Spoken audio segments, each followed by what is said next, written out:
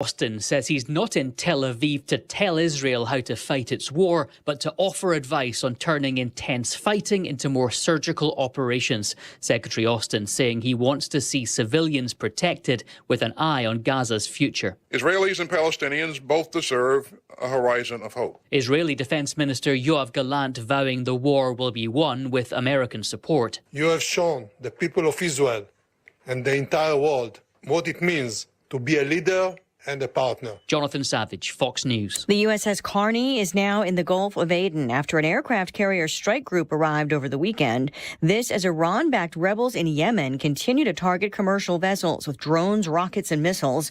The Carney responding to a mayday call from a biofuel tanker earlier today. The U.S. Senate's holiday recess is delayed by talks on border security. They did make progress over the weekend, but they're nowhere near to actually voting on a border deal. This isn't something that even the Senate thinks can be voted on until after the new year. And Republicans blame the White House for dragging their feet to the negotiating table until just before the holidays. Fox Business's Hillary Vaughn on Capitol Hill. Republicans want changes in immigration policy as a condition of considering President Biden's supplemental request for more than $100 billion that includes aid for Israel and Ukraine. The White House says one more aid package for Ukraine is planned for later this month, meaning under existing funding. America is listening to Fox News. Paid actor portrayal.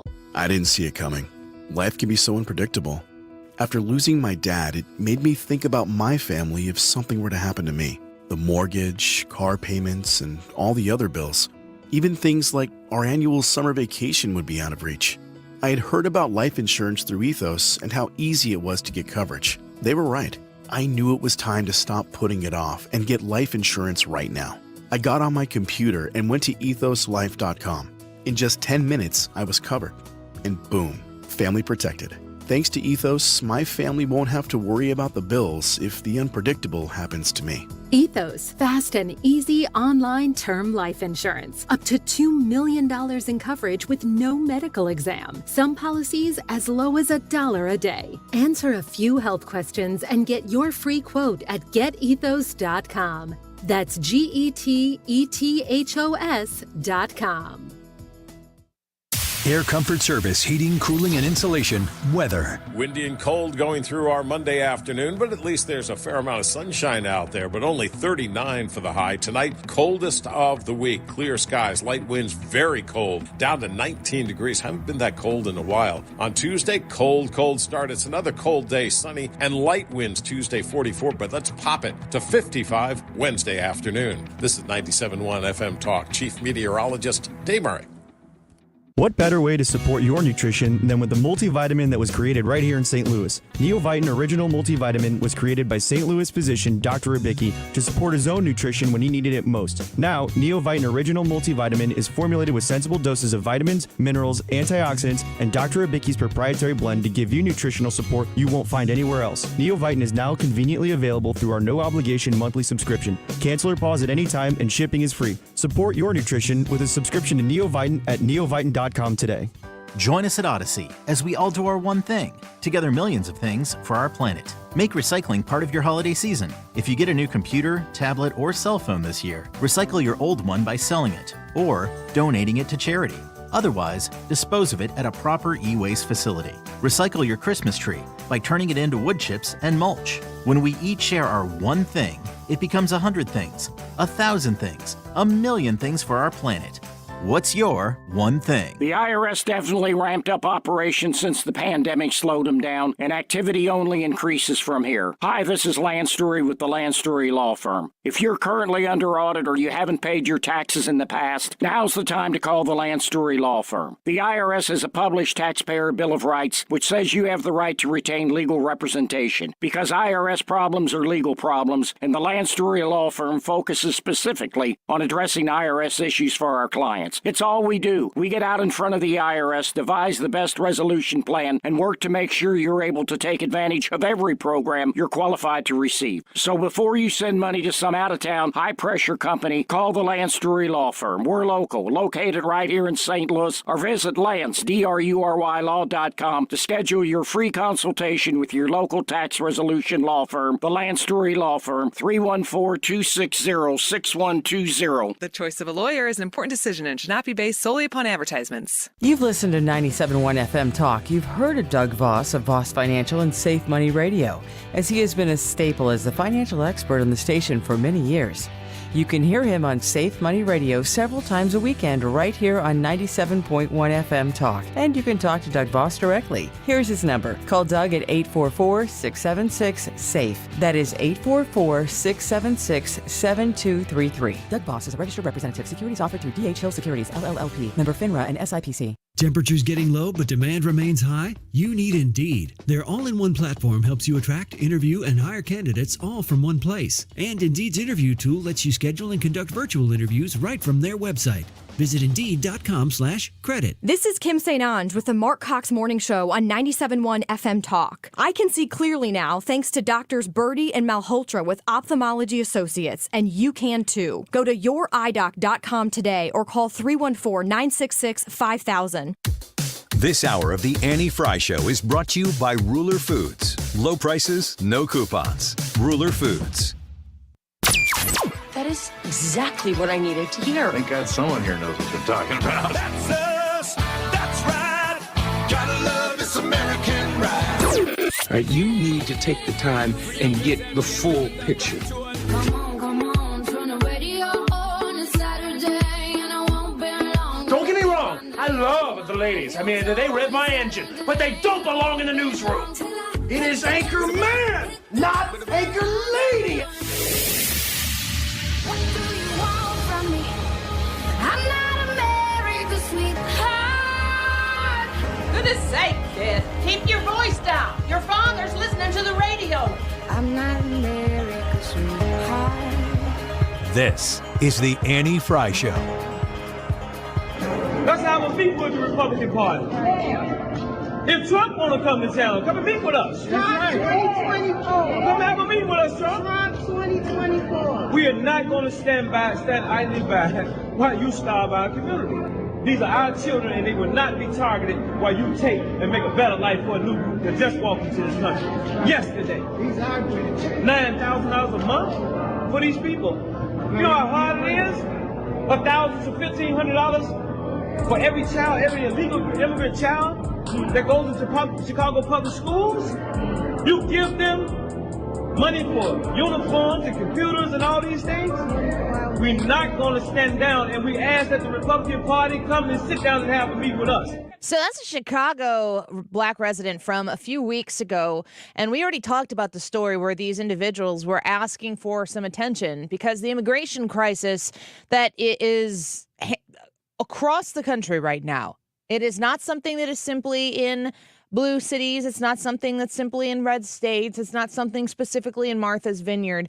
The idea of the Republican Party, when they started putting some of these immigrants on buses and sending them to specific places from the red states where the immigrants are largely crossing into our country, was to make sure that the problem that they have been hollering about for a very, very long time isn't just made to be their problem, because it is a national concern.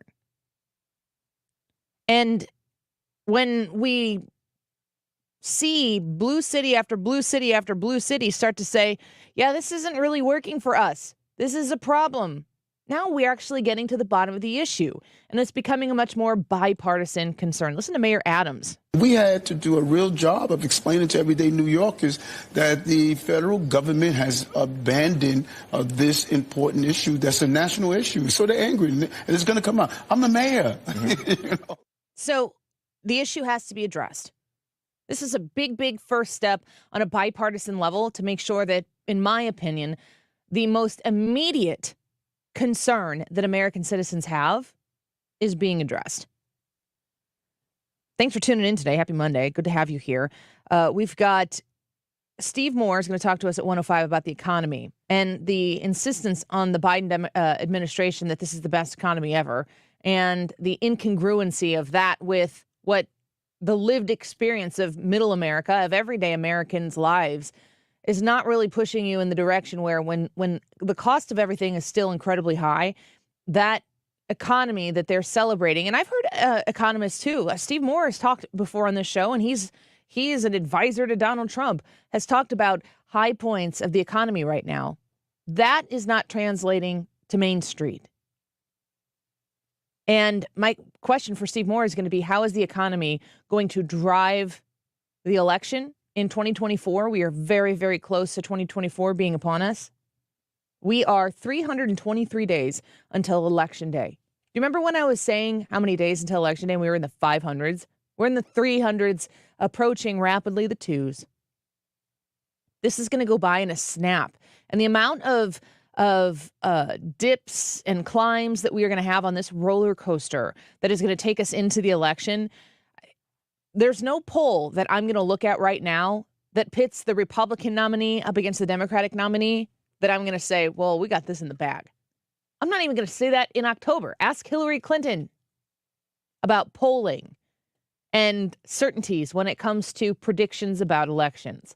Every day that the American existence continues to be as divided as it is right now from both sides, as broken relationally in a community sense as it is right now, we are moving away from making America great again. And I say that with lowercase letters and not abbreviated as an acronym. I ask myself if the Democrat Party, if the Democrat nominee, if Joe Biden, should he be the nominee, which I don't believe for a second is going to be the case, and pray that I'm wrong on that one. I don't believe that the Democrat Party wishes to make America great again, because I don't know if the people who are leading the direction of the Democratic Party believe that America is great or that it ever was great.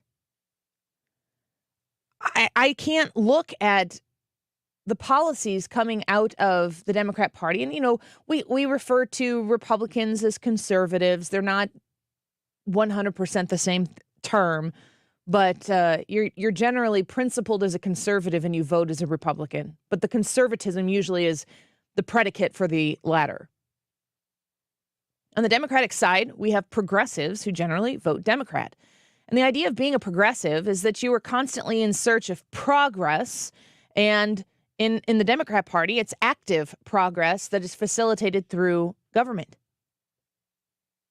That oftentimes the idea of progress is going to be a bit too much to ask, a bit too painful for everyday Americans. So the government steps in and pushes that progress along by funding the things that version of government, I guess in the best light, investing through government programs and government regulation that will move progress in the direction that they think will fill in the blank here.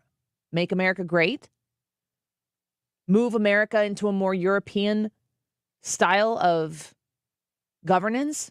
A bigger government that says, we're going to take care of your health care for you. Health care is a basic human right, and it should be provided for you. Well, you can't do that without taking from people first. You can't pursue that kind of progressive policies and regulations without taking from the American people to do it, which means every time that you see a progressive policy be put into place, you had to ask the American people to sacrifice, at least some of the American people to sacrifice, in order to make that possible for the people who will be able to access whatever that progress is. Republicans, conservatives, dramatically need to get back into the business of small government, not big government our way, but small government. And the only way to actively make that political outcome a possibility is to meet the Democrats on their turf in a way that conservatives and Republicans have not shown up to do en masse as a platform of the Republican Party. What the Democrats, what progressives have successfully done is they seek out marginalized groups. And the only way for them to super effectively highlight these marginalized groups is to amplify the volume of whatever the minority, the marginalized group, whatever that is. They need to find them, but then they need to turn the volume up on it because by virtue of being a minority, they're not the masses. They are the minority to the masses. So they need to figure out a way to amplify these groups. Now, again, in the best light, you amplify a minority group, marginalized group. You give them a voice that they couldn't do with on their own because of the numbers game, where there aren't as many of them as there are of whatever the antithesis of that group is. You give them a voice. The question is, what for? What's the end game in finding a minority group or a marginalized group? What's the end game there? Because the progressive end game and the Democrat led by progressive end game are different things. Look at the right side of the aisle again. Conservative principles say we should have smaller government. And then we elect these Republicans who are supposed to foundationally be rooted in those conservative ideals, and then they do big government our way. That's not a possibility if the principle of conservatism is in fact smaller government. You have to be willing to get to a position where you can vote to shrink government, spend less money. I'll just start with spend no more money than you actually have as a conservative principle. We don't see that from anybody in Washington, D.C., save maybe Massey in the House, Rand Paul in the Senate. Forgive me if I've missed the other maybe 2 or 3 people in 538 congressional representatives who are so principled on that they take punches and blows from each side. So we see where the conservative to Republican political breakdown is. The conservative principle, small government, not being enacted in the Republican vote in our representation, in our republic. Shift back over to the left side of the aisle. I believe there are a lot of people, I know them personally, and I think that you probably know them personally as well. If you're conservative like me, you have progressive family members, you have progressive friends, you have progressive coworkers, and they care so deeply about people. It's the emotional drive that they have to care so deeply about people is incredibly admirable. And I think conservatives will often feel that same way, but they handle that situation differently. And in many cases with excuses. The progressive side of the aisle partners with the Democratic politicos to amplify these marginalized voices, to turn the volume up on minority voices. But I go back to my question, what is the end game? Because if the end game for a emotionally invested progressive is equality, is the idea that a black person and a white person can walk into a room and be treated fully equally. The Democrat machine takes that and turns it into equity. Because that's how they get votes. The end game for the Democrat machine is votes. It's not actual progress. If they achieve the progress that they're investing their time and so much money into, if they actually achieve the progress, they wouldn't have anything to campaign on next cycle. If you look at the progressives and their investment in and their time spent on amplifying voices from the LGBTQ community. I was listening to Tammy Bruce on Outnumbered today, and she was talking about the sex scandal that is taking place in Congress right now because a staffer for Senator Ben Cardin, who happens to be a Democrat, a staffer filmed himself. Track with me here. Filmed himself in a Senate meeting room doing an unsavory activity with another male staffer and posted it on the internet. And Tammy Bruce said that this type of behavior hurts the LGBTQ movement so incredibly much. And that what she referred to, Tammy Bruce, who happens to be lesbian, I don't know if you know that, she was formerly a liberal. She went to California. She met Rush Limbaugh and was like, Rush is not what everybody said he is. He's not the evil boogeyman that everyone said he is. Actually very kind and very generous. And so she started listening to him and she said he makes sense on everything. And she's become a conservative spokesperson. She referred to it as Gay Inc. Has taken the idea that homosexual people exist in our world and they're people, just like other people. And what she referred to as Gay Inc. has turned it into an industry and dramatically promoted the sexual side of these people who exist just like heterosexual people do. And in her words, this has dramatically hurt people who have worked for equality. The idea that they could exist in the world without their sexuality having to be the most important thing about themselves. It is a part of who they are, but it's not everything about who they are.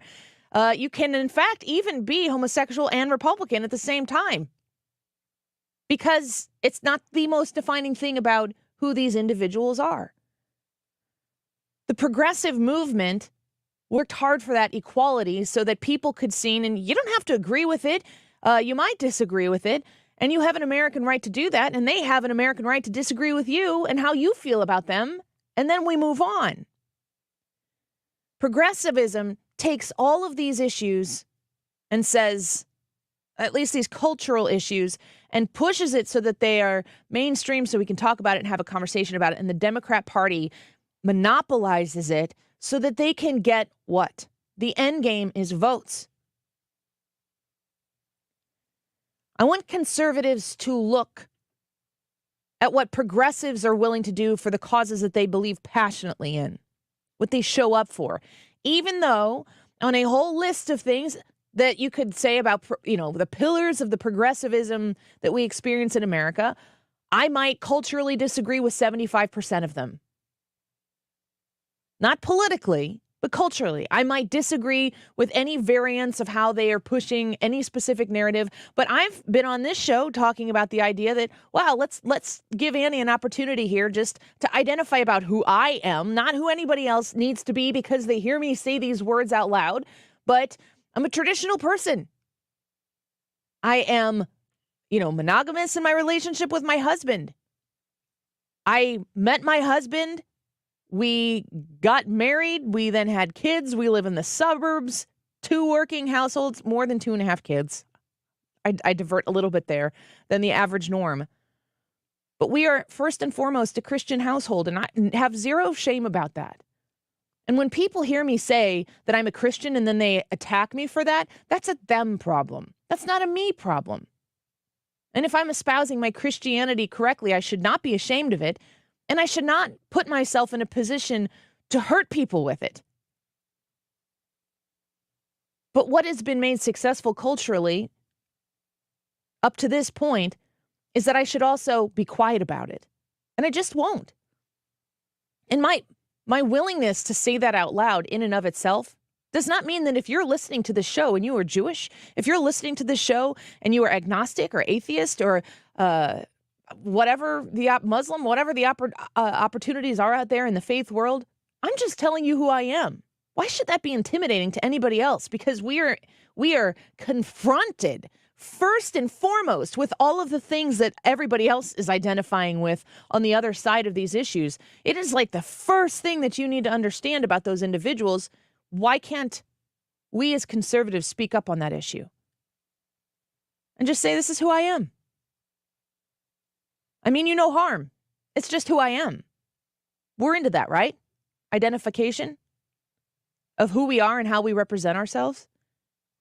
Here's the magic key, though. This is where we have to take a note from the progressives on the left in the way that they are hearts on fire about the issues that they care about. Even, boy, this is difficult for me, more so in the emotional side of the equation than the cognitive mental part of the equation where you're thinking about it and you're like seriously steeped in ration and reason and facts and statistics. Boring. All of those things need to exist. We need the fire. We need the passion. We need to be the people who see women who are unexpectedly expecting and show up for them. No government program involved. We need to be the people who show up because there are people who are hungry and we feed them. No government program involved. We need to be the people who speak up for those who want to speak up in ways that we don't like because the First Amendment right allows them to do that. No government program involved. There are a few places where the government needs to step up and be the priority, and the southern border is priority number one. And those two clips that I played at the beginning of the show are bringing American people together on both sides of the aisle because those are the places where the government should be the front line. If we want to be conservative in principle, we have to be active in our conservatism, and we need to help people. We need to see people. We need to stand up for people, and we need to show up for people. And conservatives in 2024 need to be seen everywhere. Enough of being heard. There are way too many people in the world, maybe myself included, who need to be heard. When everybody is shouting, you can't listen to anybody. You hear the noise, but you don't hear what they're saying. It's time to be seen. Be seen first. Then maybe somebody will ask you more about you, and then you get to identify who you are because they asked, they've invested, and they invest because you invest first. Not in the government, but in the people in your community. Let's take a quick break. When we come back, we're going to talk about the YouTube live chat poll. Do you have broken relationships due to political differences? The holiday season is well upon us, and the family get-togethers that happen this time of year, I hear a lot of folks talking about how they can be a little stressful. You got to kind of plan and position yourself to get through the holidays. How do we stop getting through the holidays and start enjoying every moment of the holidays? Let's discuss it when we come back. I could be your security. You're listening to The Annie Frey Show on St. Louis's home for conservative talk. Find the podcast, on-demand audio, and more at 971talk.com/Annie. And I'll take care of you along the way. My love, one day at a time. You know how we all of our kids make lists and everything and visit with Santa, and I happen to be really good friends with Santa. It's like we're the same people. So every once in a while, you know, when he's got some free time, which he did, we're cool. So he always makes it a point to stop in and have an adult beverage with me. I was talking to him about, do you ever have requests for a homeowner wanting a furnace or an air conditioner? He said he does. And I said, so what do you deliver on that? Because I'm your best bud and you never let me know. So I've never delivered anything or put anything together. But he said he was going to leave my number and my card. If you don't find it, here's what's on my card. Bart Inman. One easy number in Missouri and Illinois. It's 314-293-2600 or bartinman.com. That's Bart with a B, Inman with an I.com. Merry Christmas and God bless. Hi, I'm Jim Brennan. In celebration of McKelvey Homes' 125th anniversary, we're having our biggest sale of the year. Save up to $89,000, get special financing in the fives, and free closing costs on all move-in ready homes. Visit The Preserve on Mackenzie Road near Watson for a variety of homes from the 400s, or Inverness in St. Charles at Bryan and Feisey Road. Don't miss this opportunity to save big and get in before the holidays. Visit McKelveyhomes.com. Surprise! Surprise! You know, surprise parties, they can be fun, right? Well, financial surprises, not so much, especially when you're retired, like finding out you owe more in taxes than you thought you would, or having to go back to work to make ends meet. Maybe you think you'll be okay, but why not double check just to be sure? Call Marvin Mitchell at Compass Retirement Solutions and schedule a retirement double check. Marvin and his team have been helping families plan for retirement for more than 15 years. Call 314-373-1598 to schedule your retirement double check with Marvin Mitchell at Compass Retirement Solutions. That's 314-373-1598. Don't let a financial surprise derail your retirement dreams. Give Marvin and the team a call, 314-373-1598. Firm offers insurance services, investments, and services offered through Compass Retirement Group, a registered investment advisory in Missouri and in Illinois. With Hardee's Double Deals, get a double cheeseburger or bacon double cheeseburger starting at just $2.99. That's double the Hardee goodness with 2 charbroiled patties and cheese. Or double the Hardee goodness with 2 charbroiled patties and cheese and bacon. Both starting at only $2.99. Hardee's, goodness in the making. These items only. Price and participation may vary. Tax not included. Visit restaurant or app for details. You're listening to the Annie Frey Show live from the Air Comfort Service Heating, Cooling, and Insulation Studio. Air Comfort Service is hiring licensed journeymen. Don't have a journeyman license? Air Comfort Service will help you get it. Get guaranteed hours year-round and more. Apply online at aircomfortservice.com.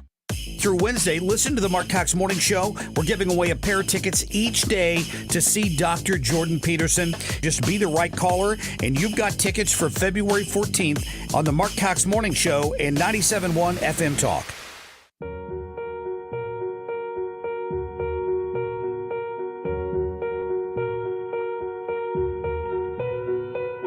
The world waits for a miracle. The heart longs for a little bit of hope. Oh come, Emmanuel. The child prays for peace on earth, and she's calling out from a sea of hurt. Oh come, Emmanuel. And can you hear the angels? This is the Annie Frey Show.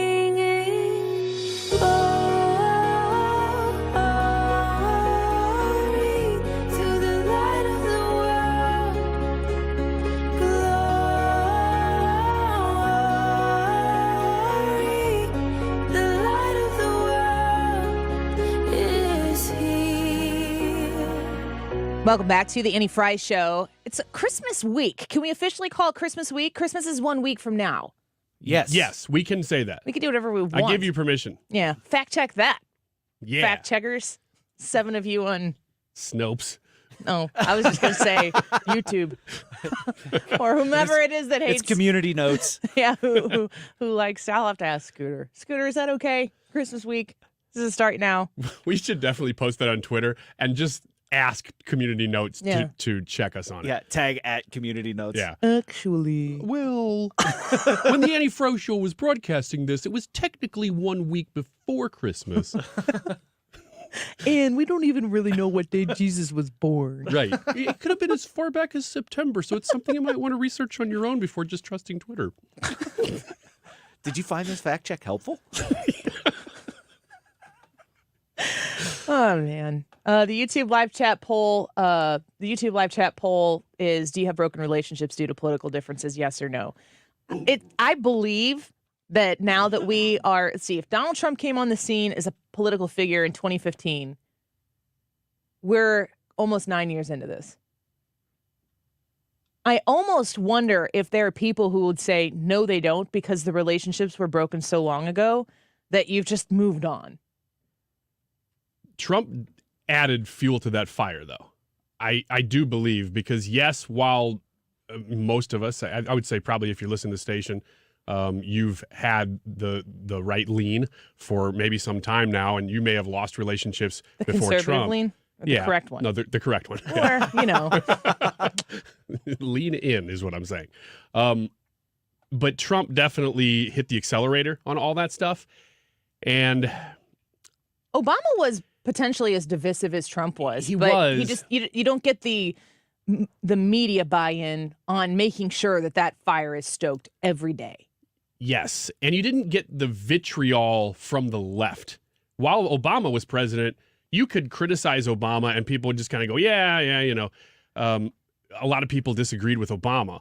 But it was when Trump came on the scene that there was an entire side of the aisle that I had never seen go crazy like that before. And those people really did change some of their relationships. I would like to think that we didn't as much, but that they responded to that more than we did. I was trying to think whenever you asked this question if I ever had any relationships. I can only think of one person that went to our church, and I wouldn't say that we were.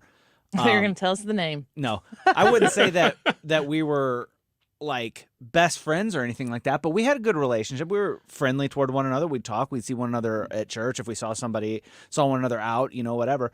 And they ended up leaving our church because there were so many Trump supporters at the church. I've never broken a friendship over political relationships, but I've had people break my friendship over it because I'm willing to look past it. There are polls and studies that show that that conservatives are not the ones who cut off relationships, but they are cut off. The conservatives are the ones who get cut off. Yeah. Interesting. And that has been my experience. It's kind of interesting, though, that you mentioned like the Christmas parties. This, the Sunday before yesterday, so a week ago Sunday, was my family's, on my dad's side, Christmas party. And so we got together, and as things go, I haven't seen most of these people since before the lockdowns and stuff like that, because we stopped during the lockdowns and doing the big parties, and nobody ever thought to bring it back up or go again. But they were like, hey, let's have this party. So we get together. I haven't seen a lot of these people in 3 or more years. And they're like, so Brad, what do you do? What are you up to? And I was like, oh, I can't tell you. I'm in the CIA. It's a secret. I work in radio. And they're like, oh yeah, what do you do? It's like, I'm a producer. Oh, what does that do? And it's like, oh, I do this and that. And they're like, okay, what kind of show is it? And I was like, it's a talk show. And they're like, oh, what kind of talk show? And then there's like that awkward pause where you're trying to read body language and stuff like that. I actually had one conversation with my cousin. She's like, so are you... Or are you? And fortunately, my wife and I are very good friends on Facebook. She's like, my wife's sitting there. She's like, we're on your side. They're like, oh, okay, good. But it's just funny that, and hi, if you're listening, because I told her that she's from Texas, but I said you can listen in on YouTube and see us. So if hi, she's Texas. Yeah. So if you could see us, hi. Is her name Tex? No. Okay. And I will It's not Mex. be sharing her name. But anyway, it was funny because there's like that awkward of like, are we going to continue this conversation or are we going to stop? If you reveal that you're a conservative, you know that there are people who have loved you up until that moment that may no longer speak to you after that moment. Yes. It's that drastic. I can't think of a single person in my life, not one, who was diametrically politically opposed to me that I decided I don't want to speak to them again. Right. They don't. Yeah. I have people in my family. I have people in my friend circle that I grew up with who hate me. I've never talked politics to them before, but they know that this show exists and they hate me. They will speak publicly about me in social media and stuff, but they've never once said it to my face, and they will not talk to me anymore. That's sad. It is, but it's like, I guess now I know. And I don't... That means that there is something in their minds about me specifically as a conservative that is unforgivable. I mean, it's that drastic. It's not like I can't believe that you think that children should be able to choose, families should be able to choose where they send their kids to school. How dare you? And I'm like, well, I'm a big fan of school choice and that we can't mend that divide. It's not that. It's the idea that something in the fact that I have voted for Donald Trump, that I would vote for Ron DeSantis, that I would vote for Nikki Haley. Hell, I'd vote for Chris Christie. There's something about that is an unforgivable sin that I can't do anything to atone for. That means they just have to keep me out of their life. Yeah. They don't even really try to change you. They just cut you off. Yeah, there's something so abhorrent about who you are that they consider it evil, and I cannot communicate with it. It's impossible. All of us were married by the time Trump took office, but I imagine that if you were still dating in this era, that we would have a lot different stories, because you're out there, you're talking to a lot more people, you're trying to figure out who you like, what you have in common with people. I bet that conversation is pretty intense if you're not married, if you're in the dating world since 2016. Kathy comments on YouTube, COVID really elevated people to have an egotistical power that seems to have crossed lines into all the very liberal talking points. I used to take their narrative. Now I listen and speak my beliefs. I think that COVID is a factor that I haven't mentioned today that really dramatically forced people into their corners. And it is incredible. It's absolutely incredible to think how political the vaccine is. And how people wear their 15 pieces of flair to make sure everybody knows how much invested they are in and the importance of vaccines. And when Donald Trump was still possibly the president, Kamala Harris said, if President Trump says take this vaccine, I will not take it. She said that in the vice presidential debate. It was so dangerous to her. If Trump said do this, she would not do it. And then it became core gospel for the political left after Joe Biden won. Mm-hmm. Joe Biden got 2 vaccines while Donald Trump was still the president of the United States. He trashed Donald Trump's responsibility in COVID, irresponsibility, as he put it, claimed to have essentially invented the vaccine himself. That's a dramatization, but not terribly far from what he lied about, because the way he spoke about the vaccine was as if he's the one who brought it to the American people because he needed to claim it. And for people who weren't paying attention to the vice presidential debate, the one where Mike Pence had a fly on his head, people were like, oh yeah, I remember that. I watched that. That was wild. I saw somebody put up a meme that said pretty fly on a white guy. And I just think about that. And I can't stop thinking about that now so much that it's distracting me.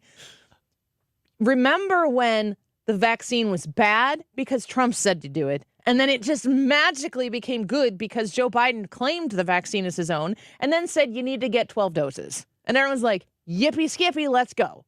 I got 2. Who's got 12 vaccines in 2 arms with Band-Aids? Not me.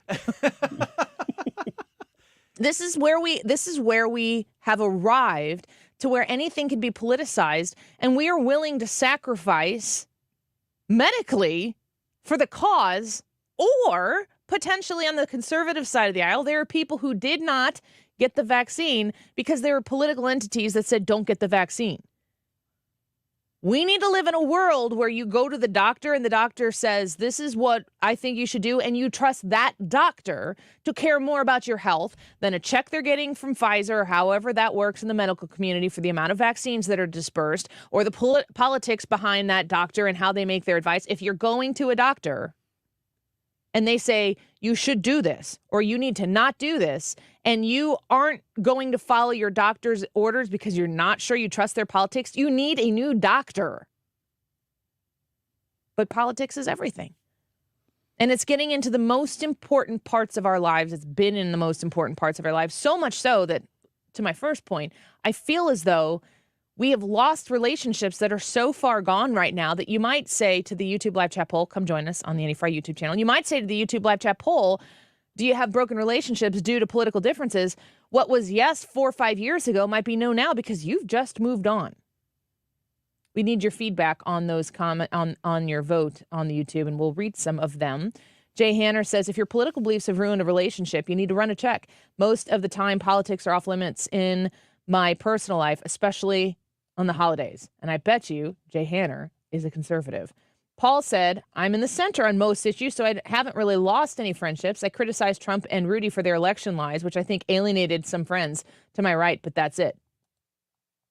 Dirk says, no, I don't have any broken relationships based on politics. If politics breaks a friendship, then it wasn't a true friendship. And then I'll add here, if I still have it up here, where was it? Edward said that my father was at D.C. on January 6th, so safe to say he's very MAGA. We have no problems at all with our relationship. We just avoid talking politics altogether. And, you know, to Edward's point, if you are somebody who is related to said person, you might have a prevailing reason to not let that relationship get broken. But I think there are a lot of friendships that just decided to part ways because the politics got in the way. Maybe, maybe not. Our very, very, very The Scientific poll will tell us at the end of the show. Well, 2:45 will give the results as to what you voted. When we come back, Wiggins America and the Monday Roundup. The Annie Frey Show is streaming online. Watch us live on YouTube and subscribe. Follow Annie on Twitter @Annie Frey Show.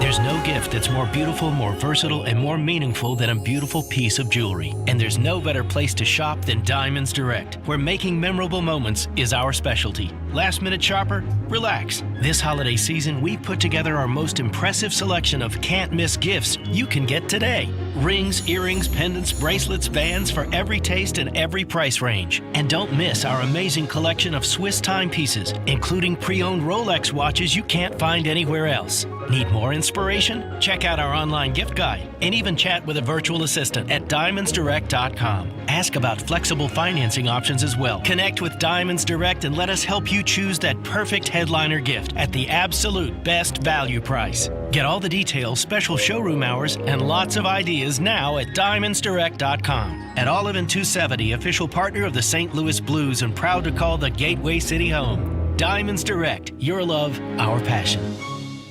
Hey, it's Bo Matthews, and if invasive plants and trees have overtaken your pasture, roads, trails, or dams, then you need Missouri Brush Control. Their special forestry mulching equipment helps landowners reclaim their property. Enjoy your land like you've always dreamed of. To learn more, visit MissouriBrushControl.com. Are you ready to smell better naked? I'm Dr. Shannon Klingman, the OBGYN creator of Lumi, the whole body deodorant that's clinically proven to control odor for 72 hours on pits, feet, privates, and beyond.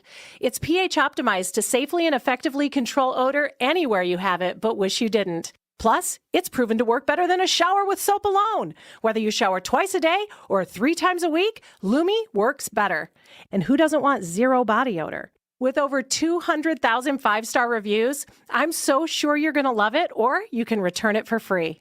There's a special offer for listeners. Use code 800 and get an extra $5 off a Lumi starter pack that comes with a solid stick, cream tube, free product of your choice, and ships free with code 800. LumeDeodorant.com, code 800 for an extra $5 off a Lumi starter pack. Love it or return it for free. That's LumeDeodorant.com, code 800. As we near the end of this year, if you're looking for a new senior living community, check out Hampton Manor of Wentzville. Mark Cox here. This beautiful, brand new senior living community is located just a half mile north of the Lake St. Louis exit at Highway 70. It's a single-story community built by someone who has built resort-style living without the resort-style price. Take your visit right now. Tell them you heard Mark Cox talking about it.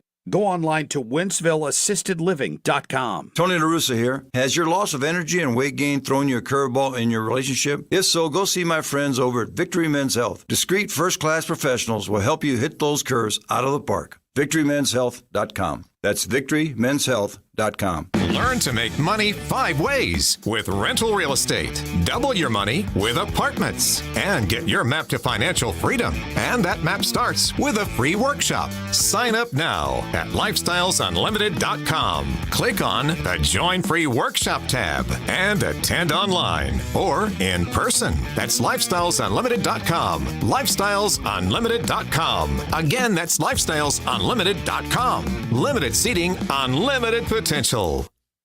So we've got 12 days of Cardinals giveaways here on the Annie Frey Show, and Friday was day 10, which means we've got 2 more days, today being one of them. We're going to give away a Cubs pack, 5 games to Cardinals-Cubs games in Great 2024. Yeah, great pack.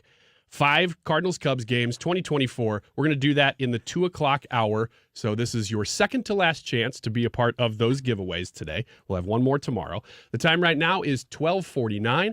This time check is sponsored by Jerry Kelly Heating and Air Conditioning. It's time for a $98 furnace tune-up. Conservatives Care, supporting SSM Health Cardinal Glennon Children's Hospital. Join us by attending the Give Back Trivia Night on January 5th. Hosted by Mark Reardon. Or donate at 971talk.com/events.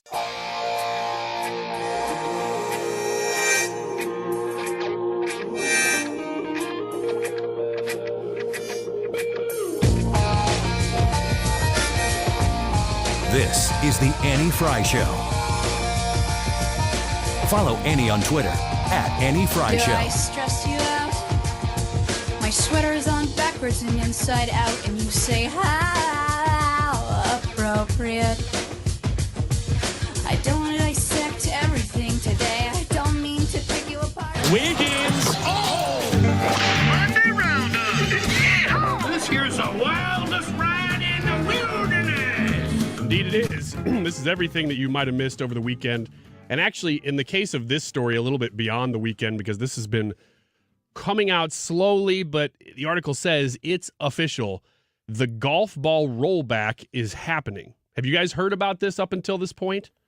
Because it's been kind of discussed for a number of years now, but it is official now. No.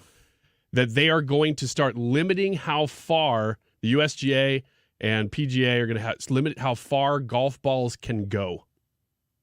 Because they say... Have you heard about this? It's at the top of my list. Well, it's been in discussion in the golf world for a while. And they say it's because those of us in the know. the pros are getting so good that they're having to extend courses. They keep having to add distance to courses. Well, limit their golf balls and leave me alone. I'm hot garbage. That is the argument right there, is why don't they just do it to the pros then? Put their golf balls in the humidor. I wonder, and by the way, if you're wondering how much this is going to impact you, it says the change is expected to roll back the ball, and this is over the next 4 years they're going to be doing this, by about 15 yards for the game's longest hitters, but only about 9 to 11 yards for an average hitter. But that's still, a ton. 10 yards, that's going to do something to your game. The thing I don't like in general about this is, who cares? The pros are just getting better. You don't have to make the courses longer. Just let them keep playing the same courses. Why do you have a problem with them getting better? You can just go down and score. It makes the game still just as competitive. It's not as if they're getting hole-in-ones on par 5s. I mean, I guess that has probably happened at some point, but that's not common. So I don't get what the big concern is that why we have to do this. Leah, you a golfer? No, not at all. I swing like a softball player, so no. Well, so does Brad. That's why I'm hot garbage. Annie is actually a pretty good player, but she's not going to be anymore now that you're going to take away all of her distance. Actually, she might have more of an advantage. Why? Because you play from the ladies' tees. It's not an advantage, it's an equalization. Yes. That's the whole point. Well, you will be highly sought after in scrambles. If I were playing for the ladies' tees and bad, that doesn't make it an advantage. No, but I play from the ladies' tees and I'm good the first 2 times I golf in the year. Annie and then Frey, I think I'm good, and then it just gets dramatically worse. Do you, Brad, same question for you. Are you going to load up on balls made pre-2023? No, I'm too incredibly cheap to do that. No, I get the balls out of the pond that people left behind. I know they're waterlogged, and I don't care. They were free. Me too. That's the best. Pond balls are the best. You don't feel bad when you hit them back in there. Yeah, right. Yeah. Back from whence you came. I'm glad we covered that. Thank you. You're welcome. You're welcome. The next one is simply in light of that story. Do you live in one of America's strongest states?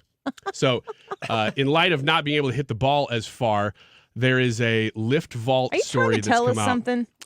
Maybe there's a theme here. I don't know. As you age, are you trying to look for like this is the excuse when you go golfing? You know, balls these days. I mean, that's what I'm going to say. But also, I looked up the top 10 states, and neither Illinois nor Missouri are in the top 10 as far as squats, benches, or deadlifts. Just so you know. And if you want to know which state's stronger, well, according to just squat stats, Missouri's 607, Illinois is 637. Illinois is a little bit stronger, but according to the bench press, Missouri is a little bit stronger. Just letting you know whether you live in a strong state or a weak state.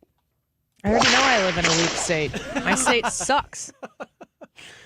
This has also been making the rounds, but it's apparently from a comment that Warren Buffett made over 10 years ago. I don't know why it's become a trending topic, but it says that Warren Buffett has a financial plan to eliminate America's debt in 5 minutes. And it's very, very easy. I want to see if you guys agree with this. He said, I could end the deficit in 5 minutes. You just pass a law that says that anytime there's a deficit of more than 3% of GDP, all sitting members of Congress are ineligible for re-election. Do you think it would work? No. Why? Because if it would work, first of all, who has to pass that legislation? Congress. Yes, I don't believe he could do that. This is a really good PR thing for Warren Buffett. And you know how you know that? This story is over 10 years old. It is. It is. It pops up in my algorithm monthly. Does it really? Yeah.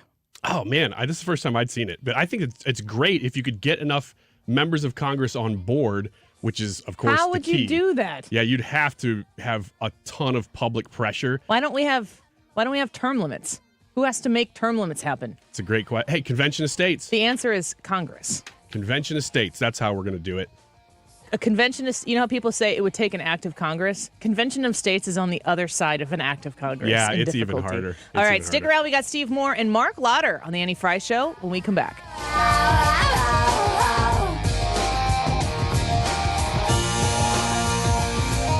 Hey guys, Glover here for my friends at ThrottleNet. So I'm so very proud to have represented the guys at ThrottleNet for all of these years. They are the IT geniuses. George and Mike are the owners. Fantastic guys. They can do all of your IT. They can do a portion of your IT. They have the best Apple support team. Their response time is under 2 minutes. Think about that, under 2 minutes. Something goes sideways with your IT, and they are solving your problem. And they're solving your problem within 2 minutes. Now, let's talk about cybersecurity. Most companies in St. Louis don't have cyber liability insurance. You get hit, you're on the hook, you're probably out of business. With ThrottleNet, if we represent you, we protect you. The first $500,000 that someone hits you for, which isn't going to happen, but if it does, we pay it. $500,000. That's what you're covered for with ThrottleNet. Go to throttlenet.com/DGS for all the information. Mark Cox here. Join me next spring on a beautiful trip to Italy. This is going to be great. We're going to fly into Rome. We are going to get on a bus and travel south to the Abbey of Monte Cassino, maybe Italy's best kept secret. It looks like something out of a picture book. We'll visit Puglia. We'll go to Caserta. We're going to spend several days in Sorrento. You'll have an opportunity to visit the ruins in Pompeii, and then Positano, which is on the Amalfi Coast and absolutely one of the most beautiful places I've ever seen. I can tell you, my wife and I have been there, and we can't wait to go back. You can even take a high-speed jet foil over to the Isle of Capri, which has some tremendous historic Roman ruins on it that you can visit while you're there. $53.67 a person. That includes your airfare from the St. Louis area. Call them toll-free at 888-733-9494. That's 888-733-9494. or conservativetours.com. If you're considering an annuity as part of your retirement plan, we need to talk. Hi, I'm Bob Stockdale, Senior Vice President Investments with the ClearPath Wealth Management Group at Stifel and host of On the Money Saturday mornings at 11 on 97.1 FM Talk. Annuities can be a useful tool for some retirement investors, but not all annuities are created equal. Every week, we meet clients who own complex annuities that don't suit their needs and, in some cases, actively undermine their retirement plan. Before you purchase an annuity, get a second opinion from the ClearPath ClearPath Wealth Management Group at Stifel. Requesting a consultation is free of charge. To request a free consultation, contact us at clearpathinvesting.com. That's clearpathinvesting.com, or call us at 636-695-2650.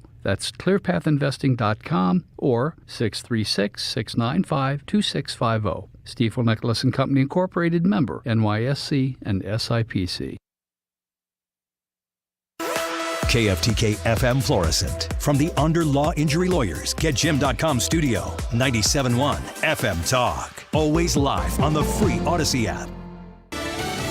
The U.S. calls it reckless and dangerous. I'm Lisa Brady, Fox News. As Iran-backed Houthi rebels in Yemen keep launching drones, rockets, and missiles at ships in the Red Sea. Attacks by these Iranian proxies threaten the region's citizens and risk a broader conflict. But Defense Chief Lloyd Austin also says it's an international problem that deserves an international response. The U.S. calling a virtual meeting of defense ministers tomorrow. At least 9 companies are already rerouting commercial ships in the region. U.S. warships have responded to Mayday calls from ships damaged by the Houthis. Secretary Austin spoke after meetings with Israel's defense chief in Israel, reaffirming U.S. support for their fight against Hamas, while again urging that civilians in Gaza be protected. All of this coming as the Israelis release new video this weekend showing a tunnel that they discovered inside the Gaza Strip. More evidence of how Hamas planned their October 7th massacre against the Israelis. This tunnel stretching for more than 2.5 miles, going as deep as 150 feet underground. And it comes as operations continue not just in the north, but also in the south of Gaza. Fox's Trey Yingst in Tel Aviv, where loved ones of hostages still held in Gaza called for a new hostage release deal outside Israel's version of the Pentagon, where the U.S. and Israeli defense chiefs were meeting. Parts of New England will be drying out instead of digging out once a powerful storm finally moves out tonight after trekking up the East Coast, bringing hurricane-force winds in some areas. Typically, even this time in December, it's a winter storm. At least we're getting into winter, but it's been so warm along the East Coast that this really has been a major rainmaker for most folks. There ultimately will be a little bit of snow with this, but the story is going to be the wind. It's going to be that very heavy rain. Fox meteorologist Adam Klotz, the high winds prompting a ground stop at Boston's Logan Airport today, disrupting holiday travel, also knocking out power to hundreds of thousands in the Northeast. America is listening to Fox News. Paid actor portrayal. I didn't see it coming. Life can be so unpredictable. After losing my dad, it made me think about my family if something were to happen to me. The mortgage, car payments, and all the other bills. Even things like our annual summer vacation would be out of reach. I had heard about life insurance through Ethos and how easy it was to get coverage. They were right. I knew it was time to stop putting it off and get life insurance right now. I got on my computer and went to ethoslife.com. In just 10 minutes, I was covered. And boom, family protected. Thanks to Ethos, my family won't have to worry about the bills if the unpredictable happens to me. Ethos, fast and easy online term life insurance. Up to $2 million in coverage with no medical exam. Some policies as low as $1 a day. Answer a few health questions and get your free quote at getethos.com. That's GETETHOS.com. Air Comfort Service, heating, cooling, and insulation, weather. Windy and cold going through our Monday afternoon, but at least there's a fair amount of sunshine out there, but only 39 for the high. Tonight, coldest of the week. Clear skies, light winds, very cold, down to 19 degrees. Haven't been that cold in a while. On Tuesday, cold start. It's another cold day, sunny, and light winds Tuesday, 44, but let's pop it to 55 Wednesday afternoon. This is 97.1 FM Talk. Chief Meteorologist Dave Murray. 97.1 FM Talk. You're here because ideas change the world. St. Louis is home for conservative talk. This is 97.1 FM Talk. Okay, so you filed your taxes this year, but you know you have past IRS issues. And now the IRS letters are coming. Hi, this is Lance Story with the Lance Story Law Firm. Don't ignore those IRS letters. They're important and give you rights and deadlines to defend yourself. Waiting could cause you to lose those rights. Call the Lance Story Law Firm now and let us help you get ahead of the IRS and defend your rights while you still have time. The Lance Story Law Firm is located here in St. Louis, so take the first step and hire a tax resolution attorney. We've made it super easy to schedule your free consultation in person, or you can do a phone call and save travel time. Remember, IRS problems are legal problems. So before you send money to some out-of-town, high-pressure salesperson, give us a call at the Lance Story Law Firm. Call today at 314-260-6120. That's 314-260-6120. Or go visit LanceDruryLaw.com. The choice of a lawyer is an important decision and should not be based solely upon advertisements. I was having a lot of sinus infections. My sinuses were clogged, pressure, headaches. Linda suffered for years with chronic sinus infections. You don't feel like doing anything. When you feel like your head is completely clogged, all you want to do is just lay down and sleep. And the pressure, it's just not fun. Always walking around with a headache. Now, her issues are gone. How? A minimally invasive procedure done in the office of St. Louis Sinus Centers called balloon sinuplasty. I really did not know what it was like to feel like you're really breathing and not being so clogged up. I would do it again in a heartbeat, and I would definitely recommend it for someone else. Do you suffer with chronic sinus infections, facial pain, pressure, congestion? Find out if balloon sinuplasty is the solution for you. Set an appointment today with St. Louis Sinus Centers. Call 314-332-2885. 314-332-2885. That's 314-332-2885. I feel like I'm constantly cleaning hair off my bathroom floor. At least my Swiffer Sweeper makes it easy. Sweeper heavy-duty dry cloths have ultra-thick pads to trap and lock hairs, like a hair magnet. And when I'm finished cleaning up my hair, Sweeper takes care of his too. Now the hair is gone, all thanks to Swiffer. Try Swiffer Sweeper heavy-duty dry cloths. I promise you'll love them or your money back. And also try Swiffer Sweeper Wet to make quick work of tough, sticky messes. Mark Cox here. If you're nearing retirement or already retired, call my friends Thomas Helbig and Bob Kershaw with the Retirement Advisory Group. They'll show you how to link to the market without the risk. They're the official financial advisors of my show. Go online to retirementkey.com. The choice of a lawyer is an important decision and should not be based solely on advertisements. STL Today is named Under Law 2023's best St. Louis law firm. We'll continue to make a difference, one case at a time. When you're injured, call Onder Law at 314 or 618-9000000. This hour of the Annie Frey Show is brought to you by Ruler Foods. Low prices, no coupons. Ruler Foods.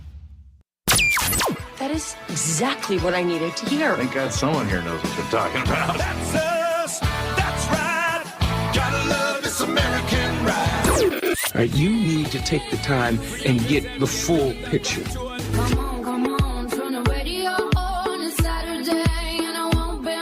Don't get me wrong, I love the ladies. I mean, they rev my engine, but they don't belong in the newsroom. It is Anchor Man, not Anchor Lady. I'm not America's sweetheart. Goodness sake, kid. Keep your voice down. Your father's listening to the radio. I'm not America's sweetheart. This is the Annie Frey Show. My strong belief is that part of the reason that people's perception the economy was good in the Trump era, that Trump would be good at managing the economy, is that he constantly, unceasingly sledgehammered us over the head with propaganda about it day after day after day. Oh, that Trump propaganda that made you feel like it was better when Trump was president. Isn't it weird when you're like, but I think I know this for myself? I don't think that Donald Trump's, air quotes, propaganda is what's making me think that the situation I'm dealing with right now is lesser than what I remember with my 401k or whatever it might have been. The cost of gas, the cost of eggs, the cost of groceries was when Donald Trump was the president. I would like to know what Steve Moore has to say about Chris Hayes' allegation about our recollection of the Trump economy being Trump propaganda. He's a distinguished fellow in economics at the Heritage Foundation, and he's here with us now. Steve Moore, propaganda from the Trump administration? You don't say. Steve, are you there? Can you hear us okay? Well, let's put him on hold. Maybe Leah can get him. Let's listen to what Donald Trump had to say about his position in office and his administration and what they actually did here. Listen to this. It's a shame. What a shame. As president, I virtually eliminated the death tax, and I will stop Biden's theft of American wealth when I'm back in the White House. We're going to stop it so fast.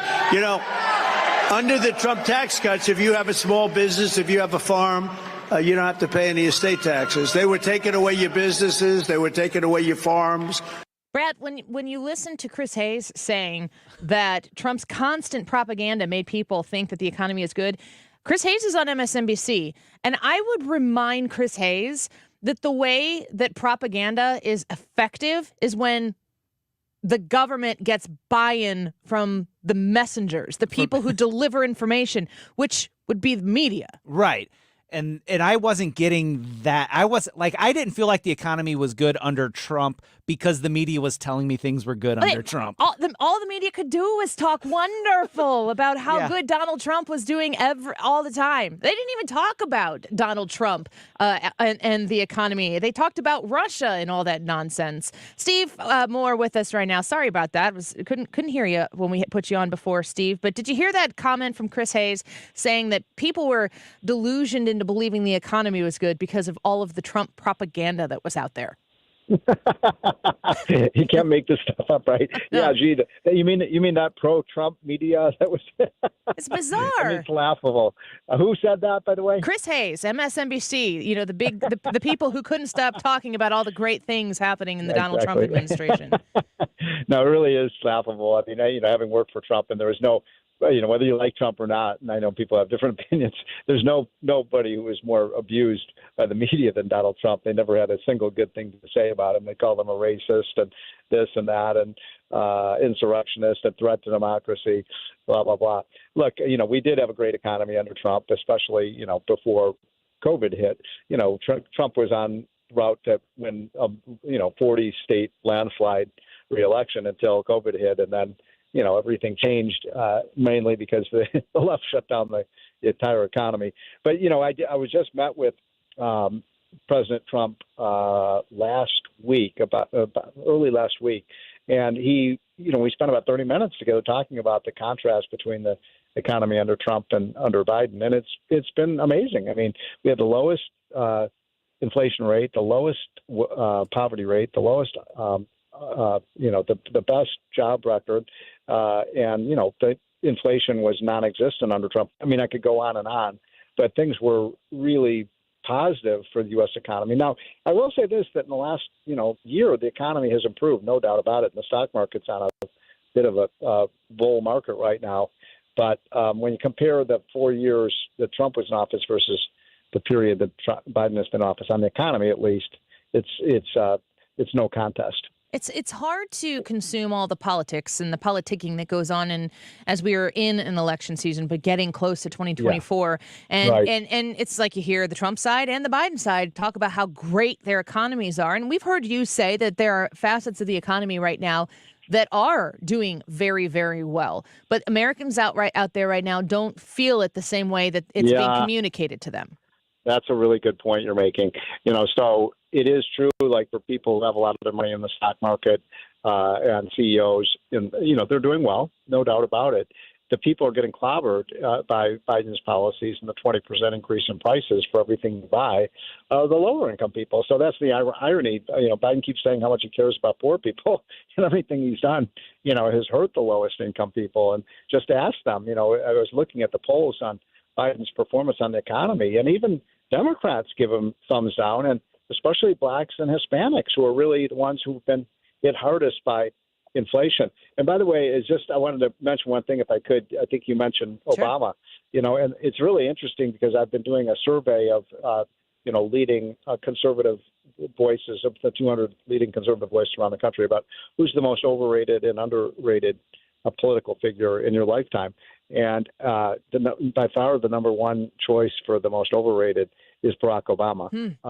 Because people, it was a wonderful thing. We had our first black president, and it was a great day for America. But in terms of the performance, it was pretty miserable. Those were 8 really bad years for the economy. So, basically, bad period under Obama, You had, bad period under Bush's last years in office, then a bad period for Obama, and then Trump comes in and everything really turns around.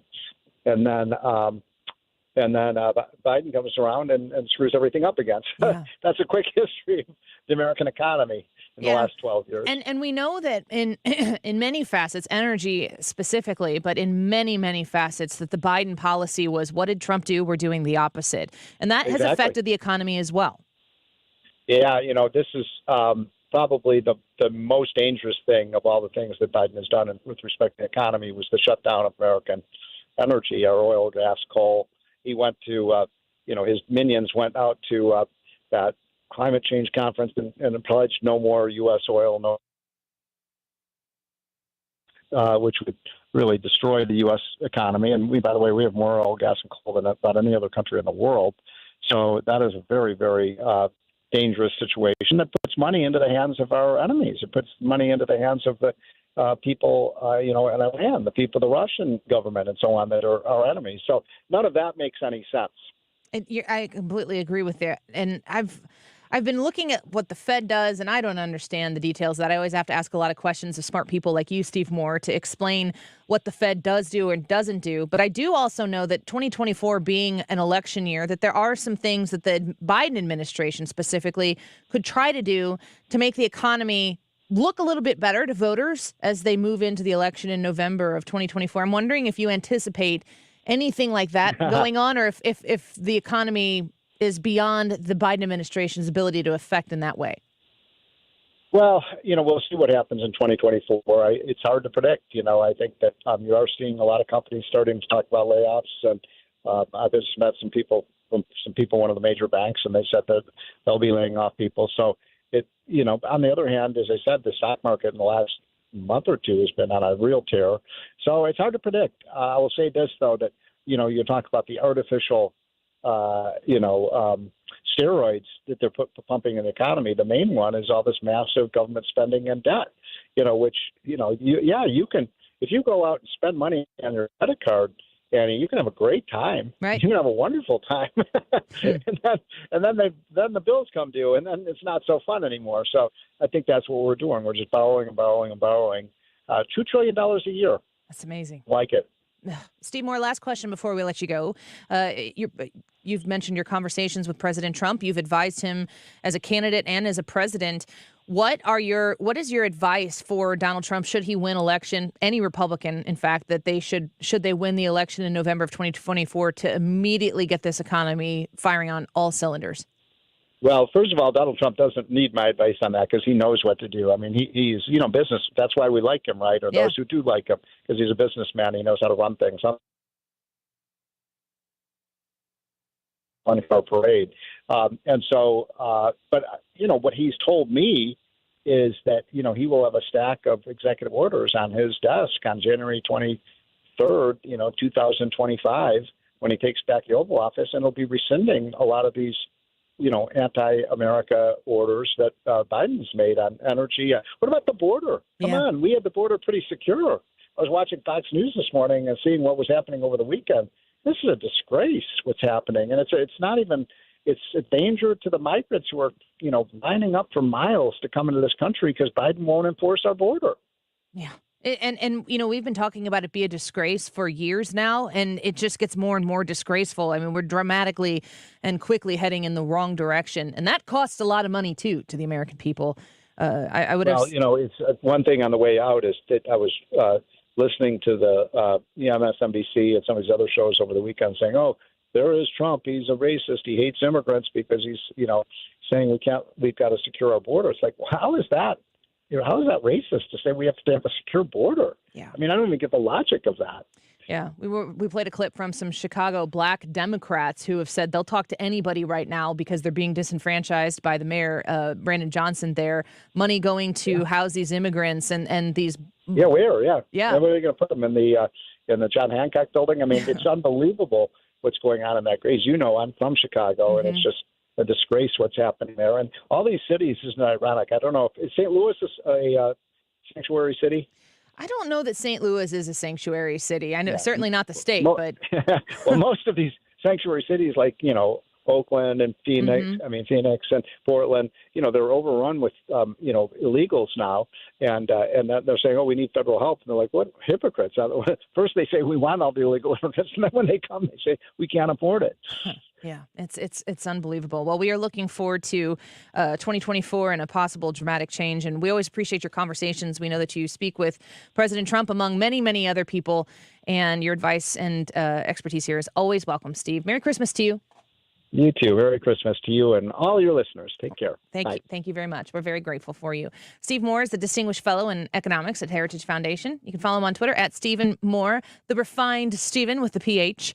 I always say, and we have had this conversation before, but how did the Steves with a V, Stevens with a V versus the Stevens with a PH, how do they feel about each other?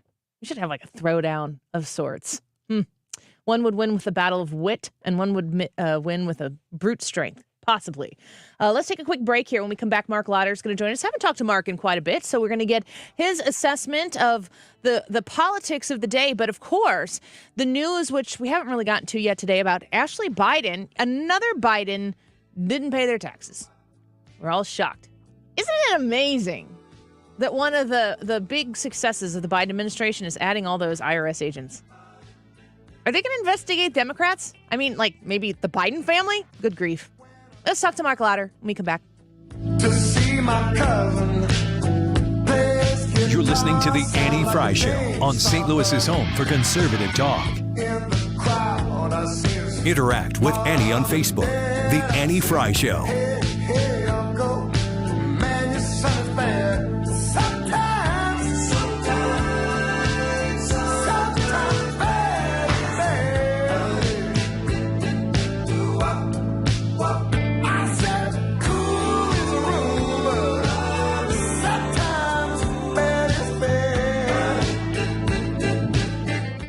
The Diamond Shop online at thediamondshop.net. They are still there, waiting for you to stop by to get that last minute Christmas gift for somebody special, and you will be in the best of hands. And they have something for all budgets. I'm telling you this right now, and I've said this before. Flowers, wonderful gift, great gift.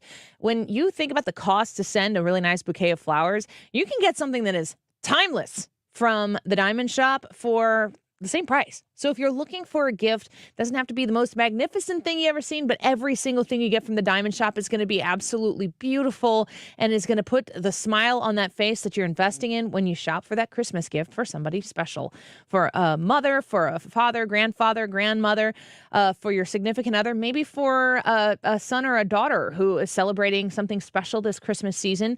Make sure you visit the Diamond Shop. You can go online and become a VIP there, get access to really, really great things through becoming a Diamond Shop VIP by going to thediamondshop.net. But visit them in their store in Clayton. Just go in and say, this is what I got. This is who I'm shopping for. I don't want to spend more than $1 million or $100 or whatever your budget is. And they're going to help you, and they're going to treat each and every one of you that walks in and says whatever it is you say the same. Visit my friends at the Diamond Shop. Go online to thediamondshop.net. Very quickly here, Christmas has been and always has been a religious holiday for a lot of people throughout the world, and if not religious, just a celebration for family and friends.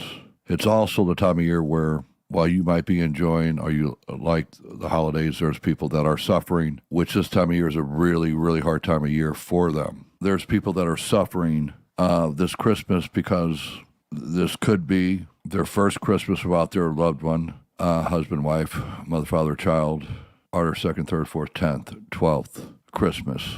So for every one of us that believe in God, and we do pray, remember that in your prayers daily, and hopefully that helps and makes a difference and makes it a little bit better in somebody's life that is suffering right now. Merry Christmas. Happy Hanukkah. God bless. Stop everything you're doing right now and ask yourself, are you currently receiving steady paychecks? What about when you're retired? Will you receive a monthly check to cover your expenses and also have some fun? Marvin Mitchell and the team at Compass Retirement Solutions calls this mailbox money. It's a monthly check you'll receive throughout retirement. They don't want you to worry about if the money will show up or how much money you'll receive. The only thing they want you to think about is how to spend it when it arrives. Find out how to get enough money in your mailbox every month when you're retired. Call Marvin Mitchell and the Compass Retirement Solutions team at 314-373-1598 to start working on a plan that can help you create the monthly income you'll need in retirement. Call 314-373-1598 right now and schedule a visit with Compass Retirement Solutions. 314-373-1598. Firm offers insurance services, investments, and services offered through Compass Retirement Group, a registered investment advisory in Missouri and Illinois. Are you trying to enjoy the holiday season, but the stress of finding the perfect gift is making you a Grinch? I've got the perfect solution. Rosetta Stone.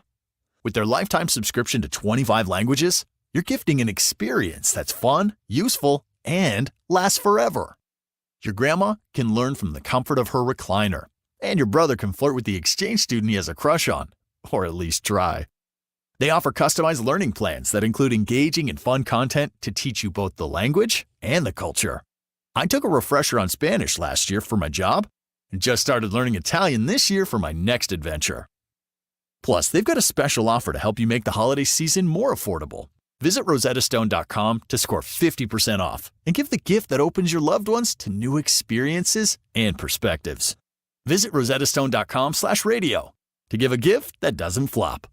Offer ends soon. That's rosettastone.com/radio. You're listening to the Annie Frey Show live from the Air Comfort Service Heating, Cooling, and Insulation Studio. Fall is here. Make sure your furnace is ready to safely heat your home when cold weather arrives. Get in your comfort zone with the heating system check. Visit aircomfortservice.com.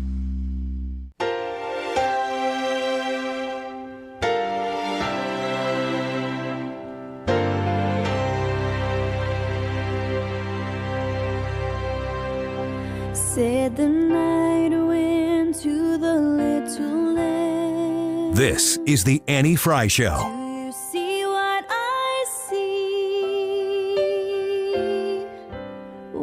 see. Follow Annie on Instagram at The Annie Frey Show. President Biden's daughter, meanwhile, Ashley Biden, owes $5,000 in income taxes dating back to 2015, we learned. Fox News Digital obtained a tax lien docket sent by the Pennsylvania Department of Revenue to Ashley Biden in December. So here you have a Biden family that has a significant amount of concerns when it comes to paying their taxes, their American duty and responsibility to fund a government that spends too darn much. Why is this happening so much within the family? It's very bizarre. And when you know that this administration was very invested in hiring all of those new IRS agents to go after whom? I don't know. If you're Catholic, apparently you're a domestic terrorist or something to that matter from the people in charge. It's hard to trust them to do as they say, because they certainly don't seem to be doing that. Let's get our next guest on. Marc Lotter joins us. He's the Chief Communications Officer at America First Policy Institute. He's also the former Director of Strategic Communications for Trump-Pence 2020. Marc, welcome back to the show. It's good to have you here. No, thanks for having me, Annie. Yeah, how many times do news stories come out and you're like, man, the hypocrisy, it really, really runs deep with specifically the Biden family, but in many cases, the Democratic Party? Well, really, I mean, time and time again, whatever they accuse Republicans of, you can pretty much bet that they're doing it themselves. I mean, and Joe Biden is the first one to go out there and say people should be paying more taxes. He wants to raise people's taxes, and yet his family doesn't even pay their own, whether it's Hunter or now the daughter. Yeah. Let's talk about fair share. I mean, maybe pay something. And I don't understand why it is. Either they have no clue what they're doing, which you can't be a part of this big of a political family and not be, crossing every T and dotting every I.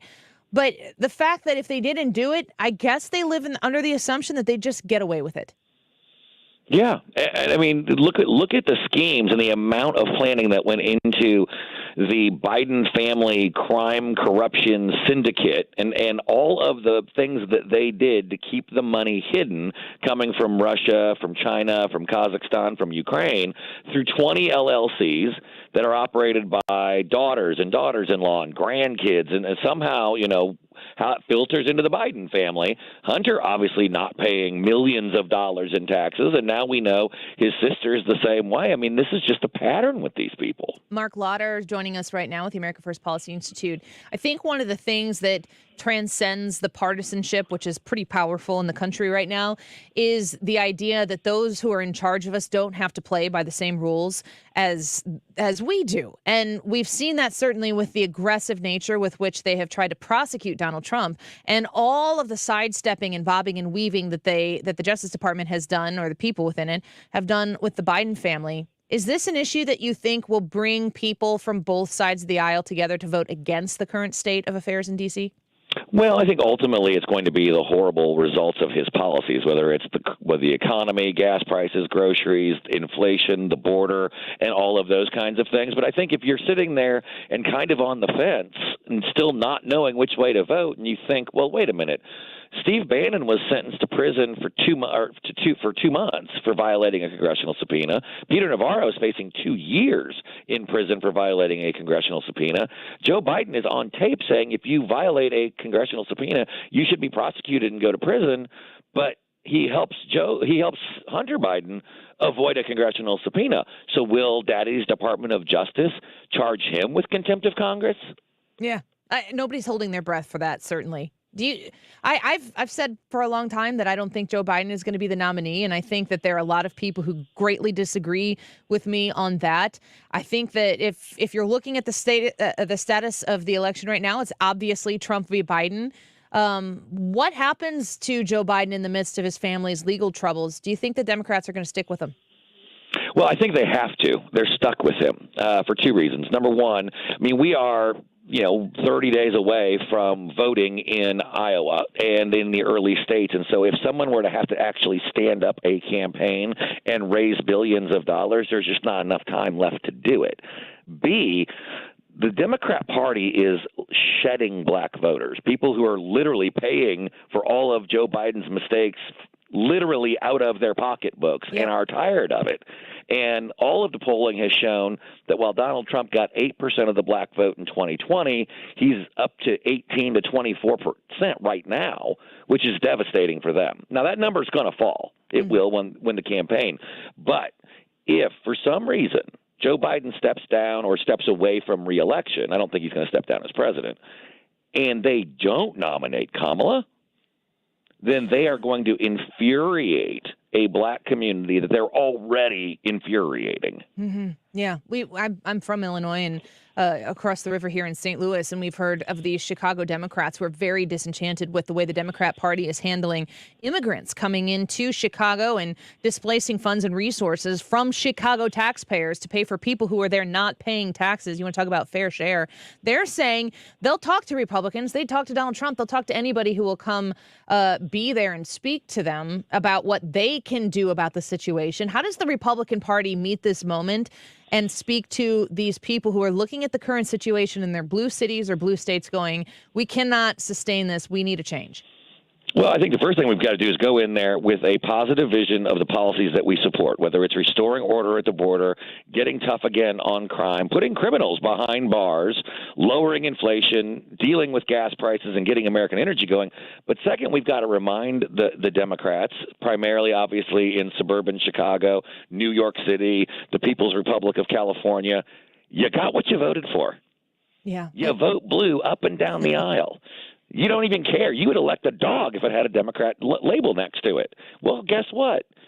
No Republican is out there doing this. You got what you voted for. If you want to change, then you need to change the way you're voting because they can't do it and they're not going to do it on their own. Yeah, that's spot on. Marc Lotter with us right now with the America First Policy Institute, that there has to be given an alternative to the status quo in many of these different blue cities that take states that are on the whole very, very red, but the blue city is populous enough that it takes the state and moves the direction that the state votes in. I think that while we have to ask voters to consider an alternative, Donald Trump famously said, what do you have to lose to the black community? We also have to look at the Republican approach to voting and win in the system that exists right now, because we can't make any changes if we don't win now. What is the plan for 2024 to make sure that we do compete on the battlefield where the Democrats are demolishing Republican in votes? Well, so here's the dirty little secret that we have to have a very honest conversation about. If you want to vote early and vote by mail, great. I think you should be able to do that. There should be safety precautions in place to make sure that it's you who's actually voting, or that the voter is actually casting their legal ballot and they're only doing it once. But where Democrats are good at is that they bring out what are called low propensity voters, people who are not likely to vote. That's who they're getting to the polls early and through mail efforts. If we just focus, and Republicans have always generally preferred to vote on Election Day. Now, I don't care if you vote on Election Day or if you vote by mail. It needs to be secured, needs to be verified. But we can't just think that having a mail-in program is going to make up for the losses with the Democrats. Because if all we're doing is taking people who are likely to vote anyway on Election Day and moving them to the mail-in ballot, well, then we'll have more mail-in ballots, less day-of ballots. The number's still the same. What we have to do is go out and find people who would be less inclined to vote. Yeah. Unless we got you a mail-in ballot or an absentee ballot early, or like I used to do back in the day, we'd make sure you got a ride to the polls, or we made sure that someone reached out to you and made sure you got to the polls on Election Day. So it's not just about mail ballots. It's about bringing out low propensity voters and making sure that they cast their ballots, because if it's just moving likely Republican votes from Election Day to mail-in, that doesn't change the number at the bottom number. Yeah, it's going to take a lot of action on the parts of people listening to this show right now to make sure that that is a plan that is put in place so that we can actually affect the outcome. Yeah, voting on the day of or voting before. If you're somebody who's going to vote, that's a vote that's going to be counted. We need to get people who may be less inclined. That's what the Democrats are doing to win. Marc Lotter, thank you for being with us today. Merry Christmas to you and all the people at the America First Policy Institute. We always appreciate being able to bring always. you on. Same to you, Annie. Talk right. to you soon. Yep, bye-bye.